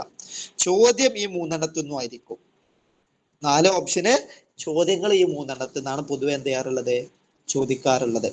ഓക്കെ, ക്ലിയർ ആയി എന്ന് വിചാരിക്കുന്നു. ഒന്നുകൂടി ക്ലിയർ ആക്കി തരാം. പഠന 20ാമതായിട്ട് നമ്മൾ പറഞ്ഞത് സവിശേഷമായ പഠന വൈകല്യങ്ങളാണ്. അതിലൊന്ന് ഡിസ്ലെക്സിയ, വായനയുമായി ബന്ധപ്പെട്ടുകൊണ്ട് ഒരു കുട്ടി നേരിടുന്ന പ്രയാസം. ഡിസ്ഗ്രാഫിയ എന്ന് പറഞ്ഞാൽ ലേഖനവുമായി ബന്ധപ്പെട്ടുകൊണ്ട് ഒരു കുട്ടി നേരിടുന്ന പ്രയാസം. അക്ഷരങ്ങൾ കണ്ണാടിയെ പോലെ തിരിഞ്ഞു പോകുന്നത് എന്താണ്, ഡിസ്ഗ്രാഫിയാണ്.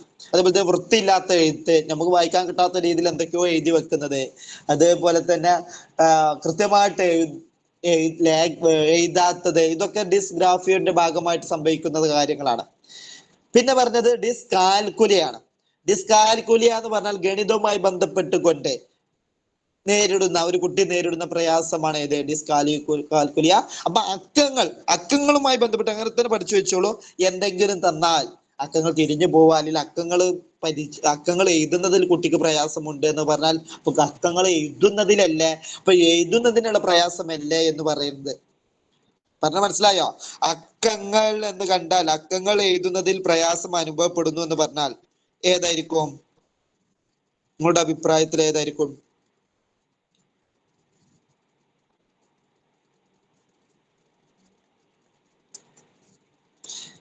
അക്കങ്ങൾ എഴുതുന്നതിൽ കുട്ടി നേരിടുന്ന പ്രയാസം എന്ന് പറയുമ്പോൾ അത് ഏത് വൈകല്യമായിരിക്കും? എഴുതുന്നതുമായി ബന്ധപ്പെട്ടതാണ്. ഡിസ്കാൽക്കുലിയാണ്. അത് ഡിസ്ഗ്രാഫിയ ആവൂല. അപ്പൊ നിങ്ങൾ ചോദിക്കരുത്, അപ്പൊ ഡിസ്ഗ്രാഫിയ എന്ന് പറയുന്നത് ലേഖനവുമായി ബന്ധപ്പെട്ട വൈകല്യമല്ലേ എന്ന് പറയരുത്. അക്കങ്ങൾ എന്ന് ഫോക്കസ് ചെയ്ത് പറഞ്ഞാൽ, അക്കങ്ങൾ സംബന്ധിച്ച് എന്ത് തന്നാലും, അക്കങ്ങൾ എന്ന് പറഞ്ഞാൽ നമ്പേഴ്സ് ആണ്. നമ്പർ എന്ന് പറയുന്നത് മാത്സ് ആണ്. അതുകൊണ്ട് മാത്സ് ആയതുകൊണ്ട് തന്നെ മാത്സുമായി ബന്ധപ്പെട്ട പ്രയാസമാണ് ഇവിടെ കുട്ടിക്കുള്ളത്. സോ അത് അപ്പൊ ഏതാണ്? ഡിസ്കാൽക്കുലിയാണ്. ഇനി മാറുവോ? ഇനി മാറരുത്. ഇനി ഒരു ടെൻഷനോ അല്ലെങ്കിൽ ഒരു കൺഫ്യൂഷനോ അവിടെ ഉണ്ടാവരുത് കേട്ടോ. ക്ലിയർ? ഓക്കെ, അപ്പൊ അക്കങ്ങളുമായി ബന്ധപ്പെട്ടുകൊണ്ട് കുട്ടി നേരിടുന്ന പ്രയാസങ്ങളൊക്കെ ഏതാണ്? ഡിസ്കാൽക്കുലിയാണ്. കൺഫ്യൂഷൻ ഉണ്ടോ? ഈ അക്കങ്ങൾ പറഞ്ഞപ്പോൾ കൺഫ്യൂഷൻ ഇല്ലല്ലോ. ഓക്കെ, പിന്നെ ഡിസ്പ്രാക്സിയ, ചലനങ്ങൾ, പേശി ചലനങ്ങളെ അതിസൂക്ഷ്മമായി ചലിപ്പിക്കുന്നതിനോ കൃത്യമായിട്ടുള്ള ചലനത്തിനും വരുന്ന ഒരു ബുദ്ധിമുട്ടാണ് ഏത്? ഡിസ്പ്രാക്സിയ എന്ന് പറയുന്നത്. പിന്നെ അഫേസിയയെ കുറിച്ച് പറഞ്ഞു. 5ാമതായിട്ട് പറഞ്ഞ അഫേസിയ. അഫേസിയ എന്ന് പറഞ്ഞാൽ ഒന്നുമില്ല, ഭാഷയെ കൃത്യമായിട്ട് പ്രയോജനപ്പെടുത്തുന്നതിലുള്ള ഒരു ബുദ്ധിമുട്ടാണ് ഏത്? അഫേസിയ എന്ന് പറയുന്നത്. ഓക്കെ, ഇപ്പൊ 20 വൈകല്യങ്ങൾ പറഞ്ഞു. ടോട്ടൽ എത്ര വൈകല്യങ്ങളാണ്? 21 വൈകല്യങ്ങളാണ് വരുന്നത്. RPWD ആക്ട് പ്രകാരം 21 വൈകല്യങ്ങൾ വരുന്നുണ്ട്.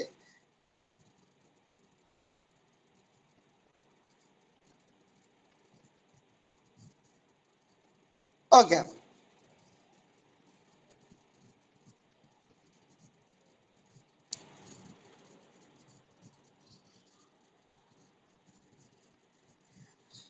ഇനി പറയുന്നത് ശ്രദ്ധിക്കട്ടോ. അപ്പൊ 20 വൈകല്യങ്ങൾ പറഞ്ഞു. ഇനി 21ാമത്തെ മനസ്സിലായി? 21ാമത്തെ ഒരു വൈകല്യം കൂടി ഉണ്ട്. അതായത് 14 കൂട്ടിച്ചേർത്തില്ല, അതിന് 14ാമതായിട്ട് കൂട്ടിച്ചേർത്ത ഒരു വൈകല്യമാണ് ബഹുവിധ വൈകല്യം എന്ന് പറയുന്നത്. ആ പേര് തന്നെ ഉണ്ട്, മൾട്ടിപ്പിൾ ഡിസബിലിറ്റീസ് ആണ് ഉദ്ദേശിച്ചത്. ബഹുവിധ വൈകല്യങ്ങൾ, അതായത് ഒരു വ്യക്തിക്ക് തന്നെ ഒന്നിലധികം വൈകല്യം ഉണ്ടെങ്കിലും അയാളും എന്ത് തന്നെയാണ്? ഒരു ഭിന്നശേഷിക്കാരനാണ്. അതാണ് ഈ കൺസെപ്റ്റ് ഈ ഒരു ഇതുകൊണ്ട് ഉദ്ദേശിക്കുന്നത് ടേം കൊണ്ട്. ഇപ്പൊ ബഹുവിധ വൈകല്യം എന്നുകൊണ്ട് ഉദ്ദേശിക്കുന്നതാണ് എന്താണ്? ഒന്നിലധികം വൈകല്യങ്ങളുള്ള ഒരാള്, ഒന്നിലധികം വൈകല്യങ്ങൾ ഒന്നിച്ച് ഒരാൾക്ക് വന്നാൽ, അതായത് ചിലപ്പോൾ 2 ആയിരിക്കും, ചിലപ്പോൾ 3 ആയിരിക്കും. ഇപ്പൊ ഒരു ഉദാഹരണം പറയുകയാണെന്നുണ്ടെങ്കിൽ ബുദ്ധി പരിമിതി ഉണ്ട്, ബുദ്ധിയുമായി ബന്ധപ്പെട്ട ഒരു പരിമിതി ഉണ്ട്. ആ വ്യക്തിക്ക് എന്തുണ്ട്? ചിലപ്പോൾ എന്തുണ്ടാവില്ല, സംസാരത്തിന് കഴിയുന്നുണ്ടാവില്ല, ഭാഷാ വൈകല്യമുണ്ട്. അപ്പൊ അത് ബഹുവിധ വൈകല്യത്തിലാണ് ഉൾപ്പെടുക. ചില ആളുകൾക്ക് എന്തുണ്ടാവും? കേൾവി ഉണ്ടാവില്ല, കാഴ്ച ഉണ്ടാവില്ല. അപ്പൊ അവരൊക്കെ എന്താണ്? ബഹുവിധ വൈകല്യമാണ്.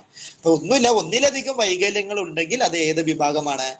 ബഹുവിധ വൈകല്യമാണ്. ഇങ്ങനെയാണ് എന്ത് വരുന്നത്? 21 ഭിന്നശേഷിക്കാര് വരുന്നത്. ക്ലിയർ? സംശയമുണ്ടോ? 21ാമതായിട്ട് വന്നത് ബഹുവിധ വൈകല്യം, 20ാമതായിട്ട് വന്നത് സവിശേഷമായ പഠന വൈകല്യം. ക്ലിയർ? അപ്പൊ ഇതുവരെ പറഞ്ഞ കാര്യങ്ങൾ എല്ലാവർക്കും ഓക്കെ ആണോ?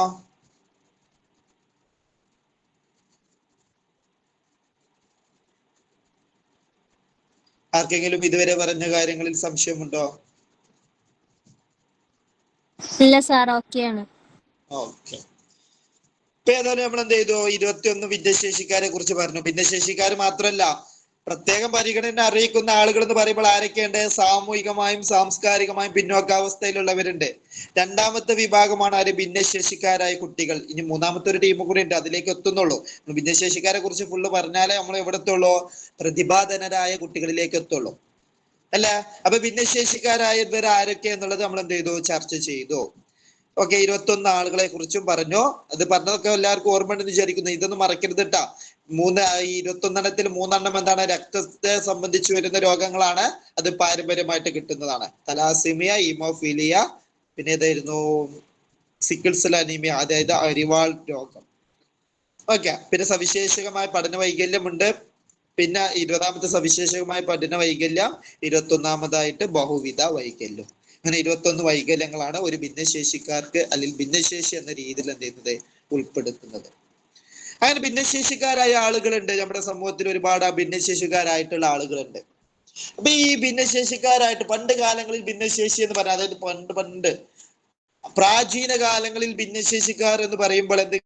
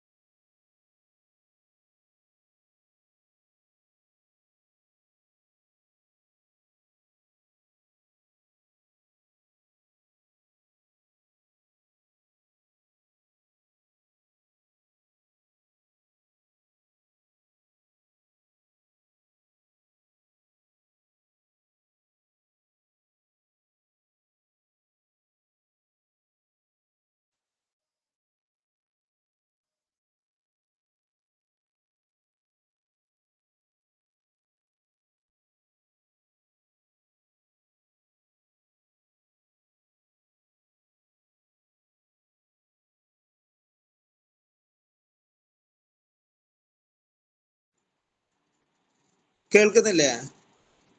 ഇപ്പൊ കേൾക്കുന്നില്ലേ? ഓക്കെ, ഇപ്പൊ തുടരട്ടോ. അപ്പൊ പണ്ട് കാലങ്ങളിൽ എന്തായിരുന്നു? ഈ ഭിന്നശേഷിക്കാരായ ആളുകൾ എന്ന് പറയുമ്പോൾ ഇതില് ഇത്തരത്തിലുള്ള എന്തെങ്കിലും പ്രശ്നങ്ങൾ ഉണ്ടെങ്കിൽ അവരെന്ത് ചെയ്യും? പ്രാചീന കാലങ്ങളിൽ ഒറ്റപ്പെടുത്തുകയല്ല, അവർക്ക് ജീവിക്കാനുള്ള അവകാശമില്ല, കാട്ടിൽ കൊണ്ടാക്കുക, അങ്ങനത്തെ സാഹചര്യങ്ങളൊക്കെ ആയിരുന്നു. പിന്നീട് അവരെന്ത് ചെയ്തു? പിന്നെ അവരെ മാത്രമായിട്ട് ഒരു വീട്ടിലെ അല്ലെങ്കിൽ റൂമിൽ അടച്ചിടും, എന്നിട്ട് അവർക്ക് ഭക്ഷണം കൊടുക്കുക, അങ്ങനെ പല രീതിയിൽ അവരെന്ത് ചെയ്യലായിരുന്നു? ഒറ്റപ്പെടുത്തലായിരുന്നു. പിന്നീട് കാലാനുസൃതമായിട്ട് ഒരുപാട് ഇതൊക്കെ വരുന്നതിന്റെ ഫലമായിട്ട്, അതായത് മനുഷ്യാവകാശ സംഘടനകളൊക്കെ വന്നതിന്റെ ഫലമായിട്ട് ഇവർക്കും എന്ത് ചെയ്തു? ജീവിക്കാനുള്ള അവകാശങ്ങളും ഇവർക്കും എന്ത് ചെയ്തു? ഒരുപാട് സേവനങ്ങളും ഒക്കെ എന്ത് ചെയ്തു? വരികയുണ്ടായി. അങ്ങനെ വന്ന അവസാനം പിന്നീട് ഒരുപാട് സ്ഥാപനങ്ങൾ നമ്മുടെ ഇന്ത്യയിലേക്ക് വരുമ്പോൾ ഒരുപാട് സ്ഥാപനങ്ങൾ അവർക്ക് വേണ്ടിയിട്ട്, ഭിന്നശേഷിക്കാർക്ക് വേണ്ടിയിട്ട് നമ്മുടെ ഇന്ത്യയിലും ഉണ്ട്, അതല്ലെങ്കിൽ ഇന്റർനാഷണൽ ലെവലിലൊക്കെ ഉണ്ട്. അതേപോലെ തന്നെ ഇന്ത്യയിൽ ഒരുപാട് നിയമങ്ങളും ആർക്ക് വേണ്ടിയിട്ടുണ്ട്? ഈ ഭിന്നശേഷിക്കാരായ ആളുകളെ സംരക്ഷിക്കപ്പെടുന്നതിന് വേണ്ടിയിട്ട് എന്ത് ചെയ്യുന്നുണ്ട്? നിലകൊള്ളുന്നുണ്ട്. പറയുന്നത് മനസ്സിലായോ? ഭിന്നശേഷിക്കാരായ ആളുകൾക്ക് സംരക്ഷണത്തിന് വേണ്ടിയിട്ടും അവരെ സംരക്ഷിക്കപ്പെടുന്നതിന് വേണ്ടിയിട്ട് എന്ത് ചെയ്യുന്നുണ്ട്? ഒരുപാട് നിയമങ്ങൾ എന്ത് ചെയ്യുന്നുണ്ട് ഉണ്ട്. അപ്പൊ നമുക്ക് ഇനി നോക്കാനുള്ളത് ഭിന്നശേഷിക്കാർക്ക് വേണ്ടിയിട്ട് നമുക്ക് പ്രധാനപ്പെട്ട നിയമങ്ങൾ അതിൽ നിന്ന് ചോദ്യം വരാറുണ്ട്.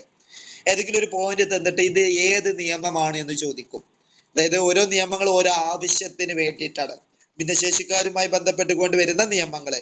അതിൽ വളരെ പ്രധാനപ്പെട്ട ഒരു നിയമമാണ് നമ്മൾ മുമ്പ് പറഞ്ഞു PWD ആക്ട്. അതിൽ നിന്ന് ചോദിക്കാൻ സാധ്യതയുള്ള ഒരു ചോദ്യം എന്ന് പറയുന്നത് PWD ആക്ട് പാർലമെന്റ് പാസ്സാക്കിയത് ഏത് വർഷമാണെന്ന് ചോദിക്കും. PWD act പാസ്സാക്കുന്നത്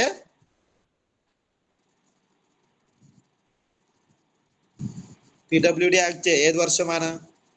1995.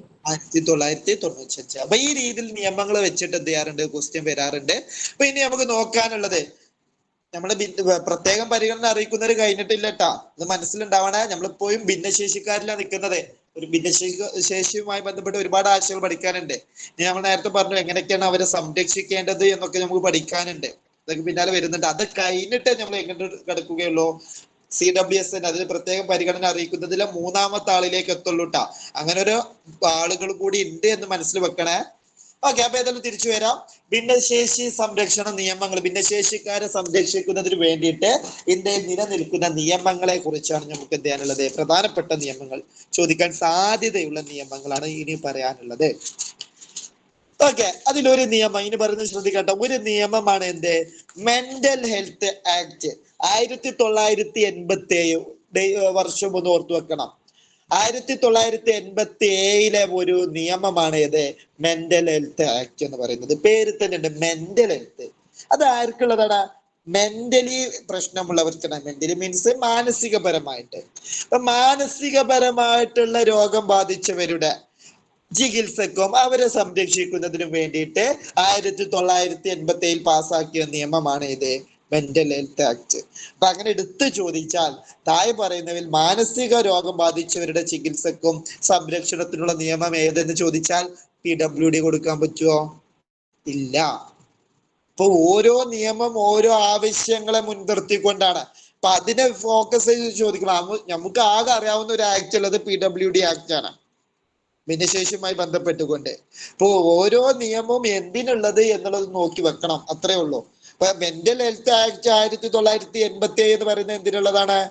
മാനസിക രോഗം ബാധിച്ചവരുടെ ചികിത്സക്കും സംരക്ഷണത്തിനും. അത് അവരെ മാത്രമേ എന്ത് ചെയ്യുന്നുള്ളൂ, സംരക്ഷിക്കപ്പെടുന്നുള്ളൂ. അവർക്ക് മാത്രമായിട്ടുള്ള നിയമമാണ്. പിന്നീട് അത് എന്ത് ചെയ്തിട്ടുണ്ട്, 2017 വീണ്ടും എന്ത് ചെയ്തു, മെന്റൽ ഹെൽത്ത് ആക്ട് ഭേദഗതി വരുത്തിയിട്ട് മെന്റൽ ഹെൽത്ത് കെയർ ആക്ട് എന്ന രീതിയിലേക്ക് മാറ്റി. ഒന്നുകൂടിയും അതിന്റെ റൂളുകളും അതിന്റെ അവർക്കുള്ള സംരക്ഷണത്തിന്റെ കേസിൽ കുറെ മാറ്റങ്ങൾ വരുത്തിക്കൊണ്ട് മെന്റൽ ഹെൽത്ത് കെയർ ആക്ട് എന്ന രീതിയിലേക്ക് എന്ത് ചെയ്തു, മാറ്റി. ഓക്കെ, ഇത് അത്ര പ്രധാനപ്പെട്ട പോയിന്റ് ഒന്നല്ല കേട്ടോ. 2017 മാറ്റി എന്നുള്ളത് ഒന്ന് അറിഞ്ഞിരിക്കുക, അത്രേ ഉള്ളൂ. ഓക്കെ, അപ്പൊ 1987 മെന്റൽ ഹെൽത്ത് ആക്ട് നിലവിൽ വരുന്നത്. അത് എന്തിനുള്ളതാണ്? മാനസിക രോഗം ബാധിച്ച ആളുകളുടെ ചികിത്സക്കും സംരക്ഷണത്തെയും മുൻനിർത്തിക്കൊണ്ട് വന്നിട്ടുള്ള ഒരു നിയമമാണ്. ക്ലിയർ ആണല്ലോ.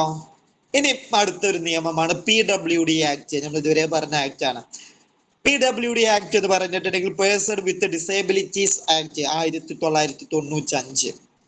ഇന്ത്യയിലെ ഭിന്നശേഷിക്കാരുടെ അവകാശം സംരക്ഷിക്കാൻ കൊണ്ടുവന്ന ഒരു സമഗ്ര നിയമമാണ്. അതായത് നേരത്തെ മെന്റൽ ഹെൽത്ത് ആക്ട് അത് മാനസിക രോഗക്കാരേ ഉള്ളൂ.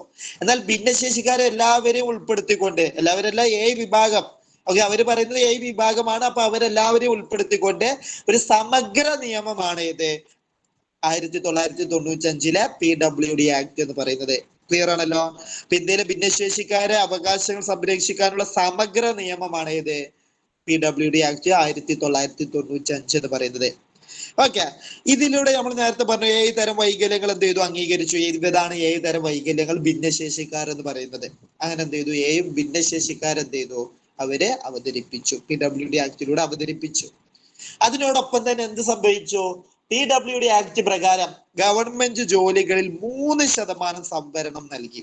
ഭിന്നശേഷിക്കാർക്ക് 3% സംവരണം നൽകിയ നിയമം ഏതെന്ന് ചോദിച്ചാൽ അത് PWD ആക്ട്. പക്ഷെ ഇത് ചോദിക്കൂല, കാരണം ഇപ്പൊ നിലവിൽ 3% ഇപ്പോൾ സർക്കാർ ജോലികളിൽ 3% 4% ഭിന്നശേഷിക്കാർക്കുള്ള സംവരണം. അപ്പൊ ഈ 4% കേസാ ചോദിക്കുള്ളൂ. അത് ഇനി ഇതിന്റെ ഭേദഗതിയിലാണ് വരുന്നത്, ഇത് പിന്നാലെ വരുന്നുണ്ട്. ഓക്കെ, ഏതായാലും ഇവിടെ നമുക്ക് കൂടുതലായിട്ട് പറയാനൊന്നുമില്ല, കാരണം ഇതുവരെ പറഞ്ഞ കാര്യങ്ങൾ തന്നെയാണ് PWD ആക്ടിൽ പറഞ്ഞത്. 1995 പാസാക്കി ഒരു സമഗ്രമായ നിയമമാണ്. 7 വിഭാഗങ്ങളെ ഭിന്നശേഷിക്കാരായിട്ട് അവതരിപ്പിച്ചു. 3% എന്ത് ചെയ്തു? സംവരണം നൽകി. ഇതൊക്കെ നമ്മൾ നേരത്തെ പറഞ്ഞ കാര്യങ്ങളാണ്. അതുകൊണ്ട് കൂടുതലായിട്ട് എന്ത് ചെയ്യണ്ട, നോക്കേണ്ട ആവശ്യമില്ല.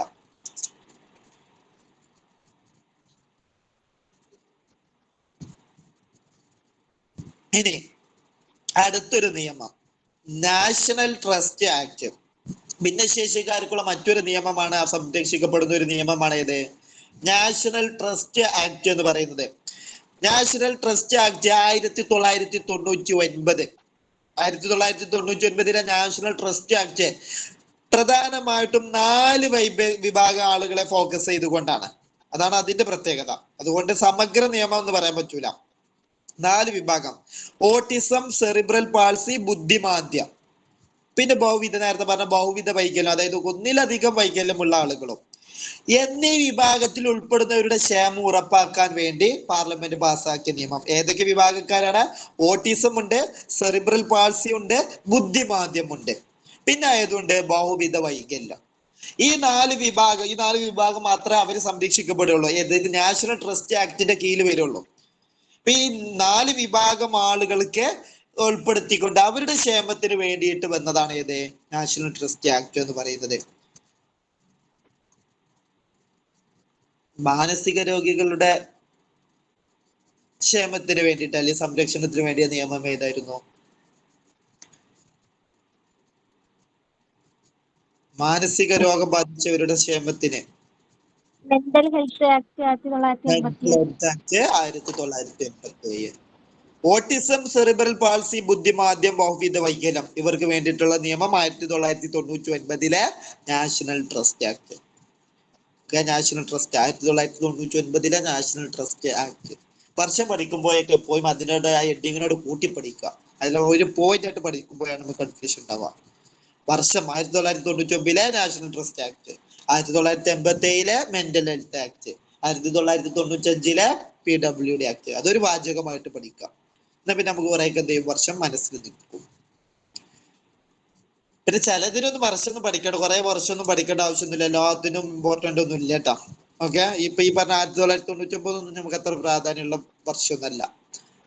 ഓക്കെ, അതായത് പോട്ടെ. അപ്പൊ 3 നിയമങ്ങൾ പറഞ്ഞു, 3 ഓക്കെയാണെന്ന് വിചാരിക്കുന്നു. ഇനി വളരെ പ്രധാനപ്പെട്ട, ഇതിന് വർഷമൊക്കെ നിർബന്ധമാണ്, RTE act. RTE act, right to educational act. അത് വർഷം നിർബന്ധമാണ്. 2009 RTE act, right to educational act എന്ന് പറയുന്നത്. ഓക്കെ അല്ലേ? അതെല്ലാവർക്കും അറിയാവുന്ന ഒരു നിയമമാണ്. വിദ്യാഭ്യാസ അവകാശ നിയമം എന്ന് പറയും RTE ആക്ട്. എന്താണ് വിദ്യാഭ്യാസ അവകാശ നിയമം എന്നുകൊണ്ട് ഉദ്ദേശിക്കുന്നത്? 6 വയസ്സിനും 14 വയസ്സിനും ഇടയിലുള്ള മുഴുവൻ കുട്ടികൾക്കും, അത് ഭിന്നശേഷി ആയിക്കോട്ടെ സാധാരണ കുട്ടികളായിക്കോട്ടെ, അവർക്ക് സൗജന്യവും നിർബന്ധിതവുമായ വിദ്യാഭ്യാസം നൽകണമെന്ന് നിർദ്ദേശിക്കുന്ന ഒരു നിയമമാണ് ഇത് RTE ആക്ട് എന്ന് പറയുന്നത്.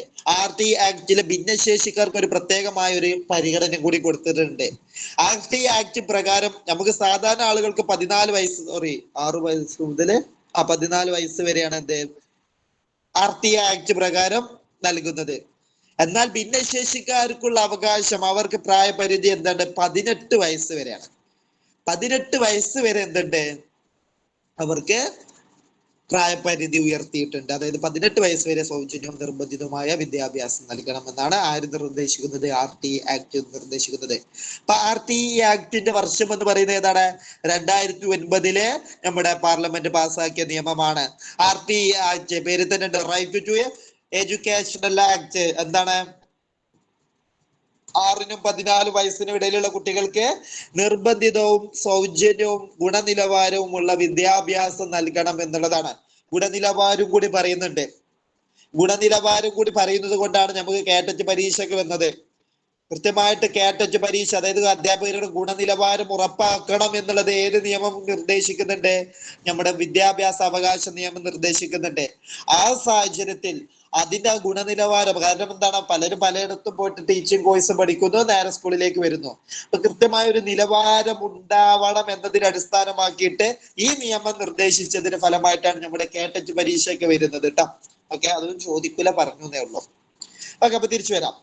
അപ്പൊ ഏതായാലും RT ആക്ട് മനസ്സിലാക്കി വെക്കാം. 2009 RT ആക്ട് അതിന്റെ ഫലമായിട്ട്, അതിൽ ആ നിയമത്തിന്റെ ഫലമായിട്ട് ഭിന്നശേഷിക്കാരുടെ പ്രായപരിധി എന്ന് പറയുന്നത് എത്രയാണ്?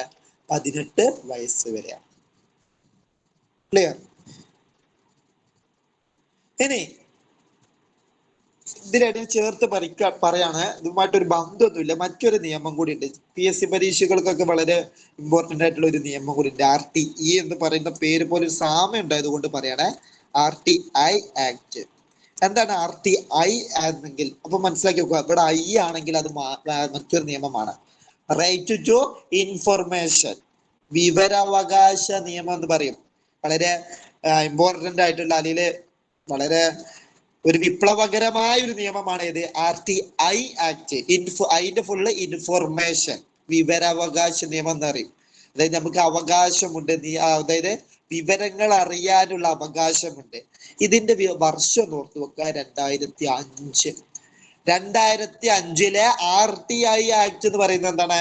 റൈറ്റ് ടു ഇൻഫർമേഷൻ, അതായത് വിവരാവകാശ നിയമം എന്ന് പറയുന്നത്. എന്നാൽ RTE ആക്ട് എന്ന് പറഞ്ഞാൽ എന്താണ്? 2009 ദി റൈറ്റ് ടു എഡ്യൂക്കേഷൻ, വിദ്യാഭ്യാസ അവകാശ നിയമമാണ്. രണ്ടും രണ്ടാണ്. RTE ആണെങ്കിൽ വിദ്യാഭ്യാസമാണ്, RTI ആണെങ്കിൽ വിവരാവകാശമാണ്. കൺഫ്യൂഷൻ ഇല്ലല്ലോ? അതിനെ കുറിച്ച് കൂടുതലായിട്ട് നമുക്ക് വരുന്നുണ്ട്. നമ്മുടെ പൊളിറ്റിക്സുമായി ബന്ധപ്പെട്ടുകൊണ്ട്, ഭരണഘടനയുമായി ബന്ധപ്പെട്ടുകൊണ്ട് വരുന്ന ഒരു ടോപ്പിക്കാണ് ഇത് RTI ആക്ട്. അതൊരു PSCയുടെ ഒരു ഇഷ്ട ഭാഗമാണ് RTI. ഇടക്കിടക്ക് ചോദ്യം വരുന്നതാണ്, ഒന്ന് ഓർമ്മിപ്പിച്ചു എന്നേ ഉള്ളൂ. ഓക്കെ, ഞാൻ അതിലേക്ക് കൂടുതൽ പോകണ്ട, തിരിച്ചിങ്ങോട്ട് വരാം. നമ്മൾ പറഞ്ഞുകൊണ്ടിരിക്കുന്നത് എന്താണ്? ഭിന്നശേഷിക്കാരെ സംരക്ഷിക്കുന്നതിനും അവർക്ക് അനുകൂലമായിട്ടുള്ള നിയമങ്ങളാണ്. അപ്പൊ അതിന്റെ ബാക്കി എന്ത് ഞാൻ പറയാം. ഇനി അടുത്ത നിയമമാണ് RCI. RCI എന്ന് പറഞ്ഞാൽ rehabilitation council of India act 1992. RCI act കേട്ടോ. RCI ആക്ട് എന്ന് പറഞ്ഞാൽ എന്താണ്? Rehabilitation council of India act 1992. ഇതിനും വർഷം അത്ര പ്രാധാന്യമൊന്നുമില്ല, പക്ഷെ ഈ നിയമം വളരെ പ്രധാനപ്പെട്ടതാണ്. ഇത് ഇടയ്ക്കിടയ്ക്ക് ചോദിക്കുന്ന ഒരു PSCയെ സംബന്ധിച്ചൊക്കെ ചോദിക്കാവുന്ന ഒരു നിയമമാണ് RCI ആക്ട്. അതായത് rehabilitation council of India act എന്ന് പറഞ്ഞാൽ, അതായത് ഭിന്നശേഷിക്കാരായവരെ സംരക്ഷിക്കുന്നതിനും അങ്ങനത്തെ ഒരുപാട് സ്ഥാപനങ്ങളുണ്ട് ഇല്ലേ? ഭിന്നശേഷിക്കാരവർക്ക് സ്പെഷ്യൽ സ്കൂളുകൾ, സ്പെഷ്യൽ സ്ഥാപനങ്ങളുണ്ട്. ആ സ്ഥാപനങ്ങളെ കൺട്രോൾ ചെയ്യുന്നത് ഈ നിയമത്തെ ബേസ് ചെയ്തുകൊണ്ടാണ്. അതാണ് മനസ്സിലാക്കേണ്ടത്. അതാണ് സ്ഥാപനങ്ങളെ വെച്ചിട്ട് ചോദിച്ചാൽ, ഭിന്നശേഷിക്കാരെ പരിപാലിക്കുന്നതിനും അവരെ സംരക്ഷിക്കുന്നതിനും അവരെ അത്തരത്തിലുള്ള പ്രവർത്തനങ്ങൾ നടത്തുന്ന സ്ഥാപനങ്ങളെ നിയന്ത്രിക്കുകയോ അതിന് കൃത്യമായ അംഗീകാരം നൽകുകയും അതിനെ മോണിറ്റർ ചെയ്യുകയും ചെയ്യുന്ന ഒരു നിയമമാണ് ഇത് RCI ആക്ട് എന്ന് പറയുന്നത്. Rehabilitation council of India act. മനസ്സിലായോ? അവർക്ക് വേണ്ട മാർഗനിർദ്ദേശം, ആ സ്ഥാപനം എന്നുള്ളതൊന്നും നോട്ട് ചെയ്ത് വെച്ചാൽ മതി, വേറെ കൂടുതലൊന്നുമില്ല. അത് എല്ലാ സ്ഥാപനവുമായി ബന്ധപ്പെട്ടതെല്ലാം ഏത് നിയമത്തിന്റെ കീഴിലാണ്? RCI ആക്ടിന്റെ കീഴിലാണ്. ആ സ്ഥാപനങ്ങൾക്ക് മാർഗനിർദ്ദേശം കൊടുക്കുന്നത്, ആ സ്ഥാപനങ്ങൾ അംഗീകാരം കൊടുക്കുന്നത്, ഇത്തരം സ്ഥാപനങ്ങൾ രജിസ്റ്റർ ചെയ്യുന്നത് എല്ലാം ഏത് നിയമത്തിന്റെ കീഴിലാണ്? RCI ആക്ടിലാണ്. ഭിന്നശേഷിക്കാരെ സംരക്ഷിക്കുന്നതിനുള്ള സ്ഥാപനങ്ങളെ നിയന്ത്രിക്കുന്ന ഒരു നിയമം, അതാണ് ഏത്? RCI ആക്ട് എന്ന് പറയുന്നത്. ഇത് ആദ്യം ഒരു ട്രസ്റ്റ് ആയിരുന്നു. അതായത് ഇങ്ങനെ ഒരു ട്രസ്റ്റിന്റെ കീഴിൽ എല്ലാ സ്ഥാപനങ്ങളും വരുന്ന, അവരെന്ത് ചെയ്യുന്നു? ആ ട്രസ്റ്റ് മോണിറ്റർ ചെയ്യുന്നു, അങ്ങനെ ആയിരുന്നു. പിന്നീട് അതെന്തായി? ഒരു നിയമമായിട്ട് മാറ്റുകയാണ് ചെയ്തത്. ഓക്കെ, അപ്പൊ നിങ്ങൾ സ്ഥാപനങ്ങളെ കൺട്രോൾ ചെയ്തൊരു നിയമം.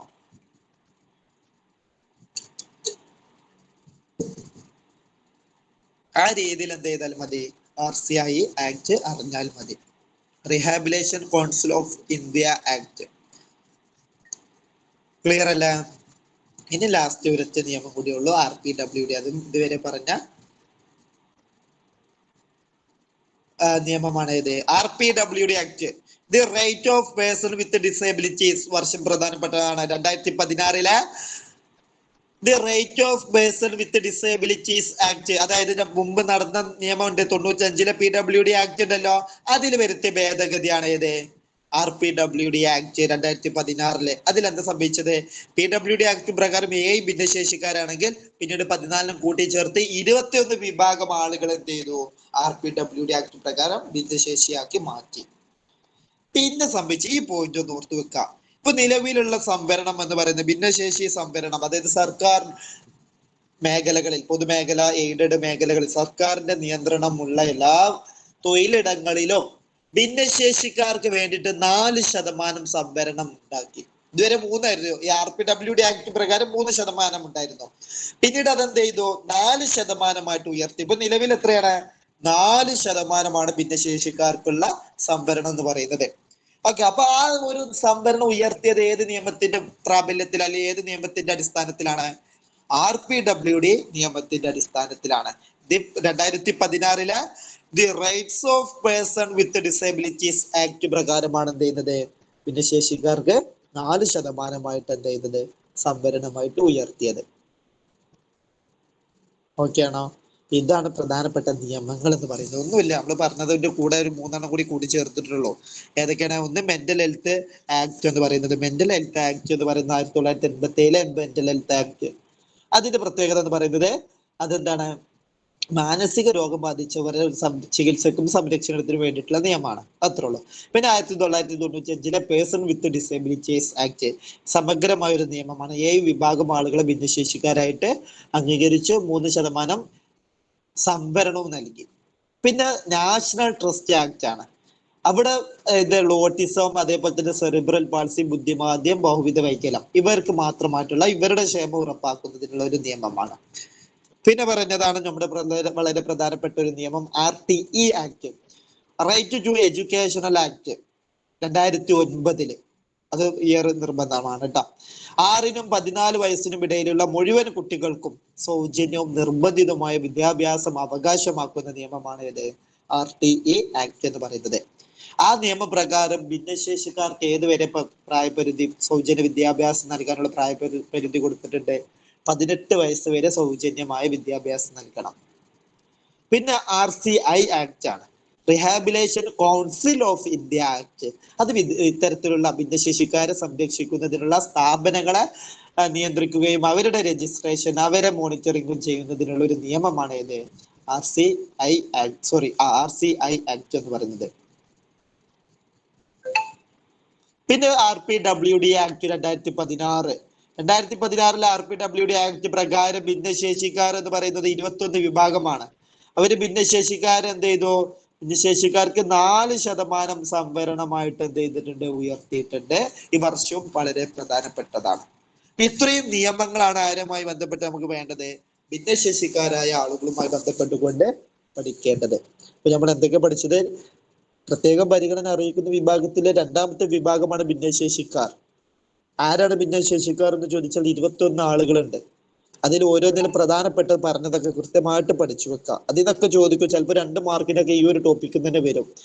ഈ പഠന വൈകല്യങ്ങൾ എന്ന് പറയുന്നത്, പഠനം എന്ന് പറയുന്നത് നമ്മൾ സൈക്കോളജിയുടെ ഒരു ടോപ്പിക്കിന്റെ ഭാഗം കൂടിയാണ്. അപ്പൊ ആ ഒരു ഭാഗത്ത് നിന്നുള്ള രീതിയിലും ചോദിക്കാം.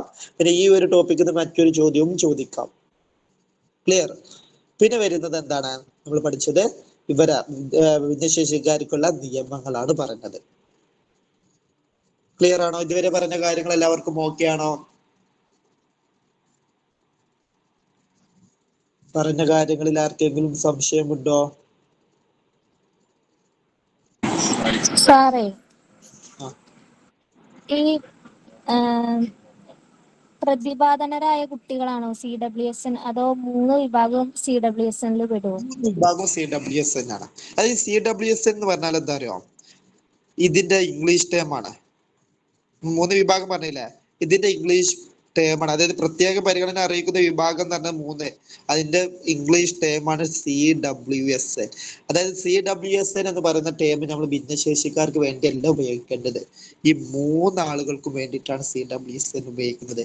CWSN എന്നുകൊണ്ട് ഉദ്ദേശിക്കുന്നത് ചിൽഡ്രൻസ് വിത്ത് സ്പെഷ്യൽ നീഡ്സ്, അതായത് പ്രത്യേക പരിഗണന അറിയിക്കുന്ന വിഭാഗം, അല്ലെങ്കിൽ പ്രത്യേക പരിഗണന അറിയിക്കുന്ന കുട്ടികൾ. CWSN എന്ന് പറയുന്നത്, അല്ലെങ്കിൽ പ്രത്യേക പരിഗണന അറിയിക്കുന്നവർ എന്ന് പറയുന്നത് എത്ര ആളുകളാ? 3 പേരാണ്. സാമൂഹിക സാംസ്കാരിക പിന്നോക്കാവസ്ഥയിലുള്ളവര്, ഭിന്നശേഷിക്കാര്, പ്രതിഭാധനരായ കുട്ടികൾ. ഇവരെയും നമ്മൾ പ്രത്യേകം പരിഗണിക്കണം. പ്രതിഭാധനരായ കുട്ടികളെയും പ്രത്യേകം പരിഗണിക്കണം. അപ്പൊ ഇവര് മൂന്നാളെയും കൂട്ടിയിട്ടാണ് എന്ത് പറയുന്നത്, CWSN എന്ന് പറയുന്നത്. സാധാരണ നമുക്കതൊരു തെറ്റിദ്ധാരണയാണ്. CWSN എന്ന് പറയുമ്പോൾ നമ്മൾ ആരെ ചിന്തിക്കുള്ളൂ, ഭിന്നശേഷിക്കാരായ കുട്ടികൾ എന്നാണ് നമ്മൾ എന്ത് ചെയ്യാറുള്ളത്. ഈ CWSN എന്ന് പറയുമ്പോൾ വരുന്നത് അതൊരു തെറ്റാണ്. പരീക്ഷയ്ക്ക് കൂടി ചോദിക്കുന്ന ഒരു ചോദ്യമാണ്. താഴെ പറയുന്നതിൽ പ്രത്യേക പരിഗണന അറിയിക്കുന്ന വിഭാഗത്തിൽ ഉൾപ്പെടുന്നത് ഏത്, അല്ലെങ്കിൽ ഉൾപ്പെടാത്തത് ഏത്? നമ്മൾ ആകെ ഏത് ചിന്തിക്കുള്ളൂ, ഭിന്നശേഷിക്കാർ. അവര് മാത്രല്ല, ഇവര് 3 പേരാണ് വരുന്നത്. ഈ 3 പേരും പഠിച്ചു വെക്കാം. എന്നിട്ട് താഴെ ഉണ്ടോ മുകളിൽ പറഞ്ഞവരെല്ലാം. മുകളിൽ പറഞ്ഞവരെല്ലാം എന്താണ്, CWSN ആണ്. അപ്പൊ ക്വസ്റ്റ്യൻ അനുസരിച്ച് എന്ത് ചെയ്യാം, കൊടുക്കുക. ഓക്കെ അല്ലേ? Okay sir, thank you. അപ്പൊ തൽക്കാലം ഇത്രയും കാര്യങ്ങൾ മതി. നമുക്കിനി ഭിന്നശേഷിക്കാരെ കുറിച്ച് പറഞ്ഞത് തന്നെ കഴിഞ്ഞിട്ടില്ല. ഇനി അവരെ എങ്ങനെയൊക്കെ പരിഗണിക്കണം എന്നുള്ളത് കുറച്ച് കാര്യങ്ങൾ അറിയണം. അതായത് കാഴ്ചക്കുറവുള്ളവര്, അതേപോലെ തന്നെ കേൾവിക്കുറവുള്ളവര്, അന്ധരായവര്, ഈ 3 ഭിന്നശേഷിക്കാരും ഏതൊക്കെ രീതിയിൽ പരിഗണിക്കണം എന്നതിനെ കുറിച്ചൊരു ധാരണ ഉണ്ടാക്കിയെടുക്കണം. എന്നിട്ട് നമുക്ക് ആരിലേക്ക് പോകണം, പ്രതിഭാധനരായ കുട്ടികൾ ആരൊക്കെയാണ്, അവരെ എങ്ങനെ പരിഗണിക്കണം എന്നുകൂടി പഠിച്ചാലാണ് എന്ത് ചെയ്യുന്നത്, ഈ ടോപ്പിക് ഇവിടെ എന്ത് ചെയ്യുന്നത്, കഴിയുന്നത്, കവർ ചെയ്യുന്നത്. ഓക്കെ. അപ്പൊ തൽക്കാലം ഇന്നത്തെ ക്ലാസ്സിൽ ഇത്രയും കാര്യങ്ങൾ മതി. പറയുന്ന കാര്യങ്ങളൊക്കെ കൃത്യമായിട്ട് പഠിച്ചു പോവുക, സംശയങ്ങൾ അന്നാന്ന് തീർത്ത് പോവുക, മാക്സിമം നല്ല രീതിയിൽ എന്ത് ചെയ്യുക, പഠനം നടത്തുക. പിന്നെ നിങ്ങളുടെ വക എന്ത് ചെയ്യരുത്, ചുരുക്കരുത്. കുറെ പറയുമ്പോ ഇതൊന്നും വരില്ല, ഒരിക്കലും അങ്ങനെ ഒരു തെറ്റിദ്ധാരണ വരരുത്. സാധാരണ PSCക്ക് പഠിക്കുമ്പോഴുള്ള ഒരു പ്രശ്നമാണ്, ഞാൻ LPS അല്ലെങ്കിൽ UPSI, അതായത് പ്രൈമറി അധ്യാപകനാവാൻ വേണ്ടിയിട്ടല്ലേ ഈ പരീക്ഷ എഴുതുന്നത്, അപ്പൊ ഇതൊക്കെ ചോദിക്കോ, ഇത്രയും വലിയ സംഭവമൊക്കെ ചോദിക്കോ എന്ന് എന്ത് ചെയ്യരുത്, ചിന്തിക്കരുത്. കാരണം നിങ്ങൾ പ്രൈമറി അധ്യാപകരാവാനാണ്, അല്ലാതെ കുട്ടികളല്ല. അപ്പൊ നല്ല രീതിയിലുള്ള അധ്യാപകരെ സംബന്ധിച്ച് നല്ല അറിവ് വേണം. അപ്പൊ അതിനനുസരിച്ചുള്ള ചോദ്യങ്ങളൊക്കെ വരും. അപ്പൊ നിങ്ങളുടെ വക എന്ത് ചെയ്യരുത്, ചുരുക്കരുത്. ഓൾറെഡി നമ്മൾ എന്താണ്, ഞാൻ ആവശ്യമുള്ളതേ പറയുന്നുള്ളൂ, ആവശ്യമില്ലാത്തതിലേക്കൊന്നും എന്ത് ചെയ്യാറില്ല, എടുക്കാറില്ല. പിന്നെ ആവശ്യമുള്ളത് പറയുമ്പോൾ അത് എന്ത് ചെയ്യാം, കൃത്യമായിട്ട് പഠിക്കാം. ആവശ്യമുള്ളത് പറയും ചെയ്യും. ഇനിയിപ്പോ അതും ടെൻഷൻ അടിക്കണം, ഇനിയിപ്പോ ആവശ്യമുള്ളതൊക്കെ ഒഴിവാക്കുമെന്ന് വിചാരിക്കണം. ആവശ്യമുള്ളത് പറയും, ആവശ്യമില്ലാത്ത പറയില്ല. അപ്പൊ പറയുന്നത് കൃത്യമായിട്ട് പഠിച്ചു പോവട്ടോ. ഇപ്പൊ തൽക്കാലം എന്ത് ചെയ്യാം, ഇന്നത്തെ ക്ലാസ് അവസാനിപ്പിക്കാം. ബാക്കി കാര്യങ്ങൾ എന്ത് ചെയ്യാം, അടുത്ത ക്ലാസ്സുകളിലായിട്ട് പറയാം.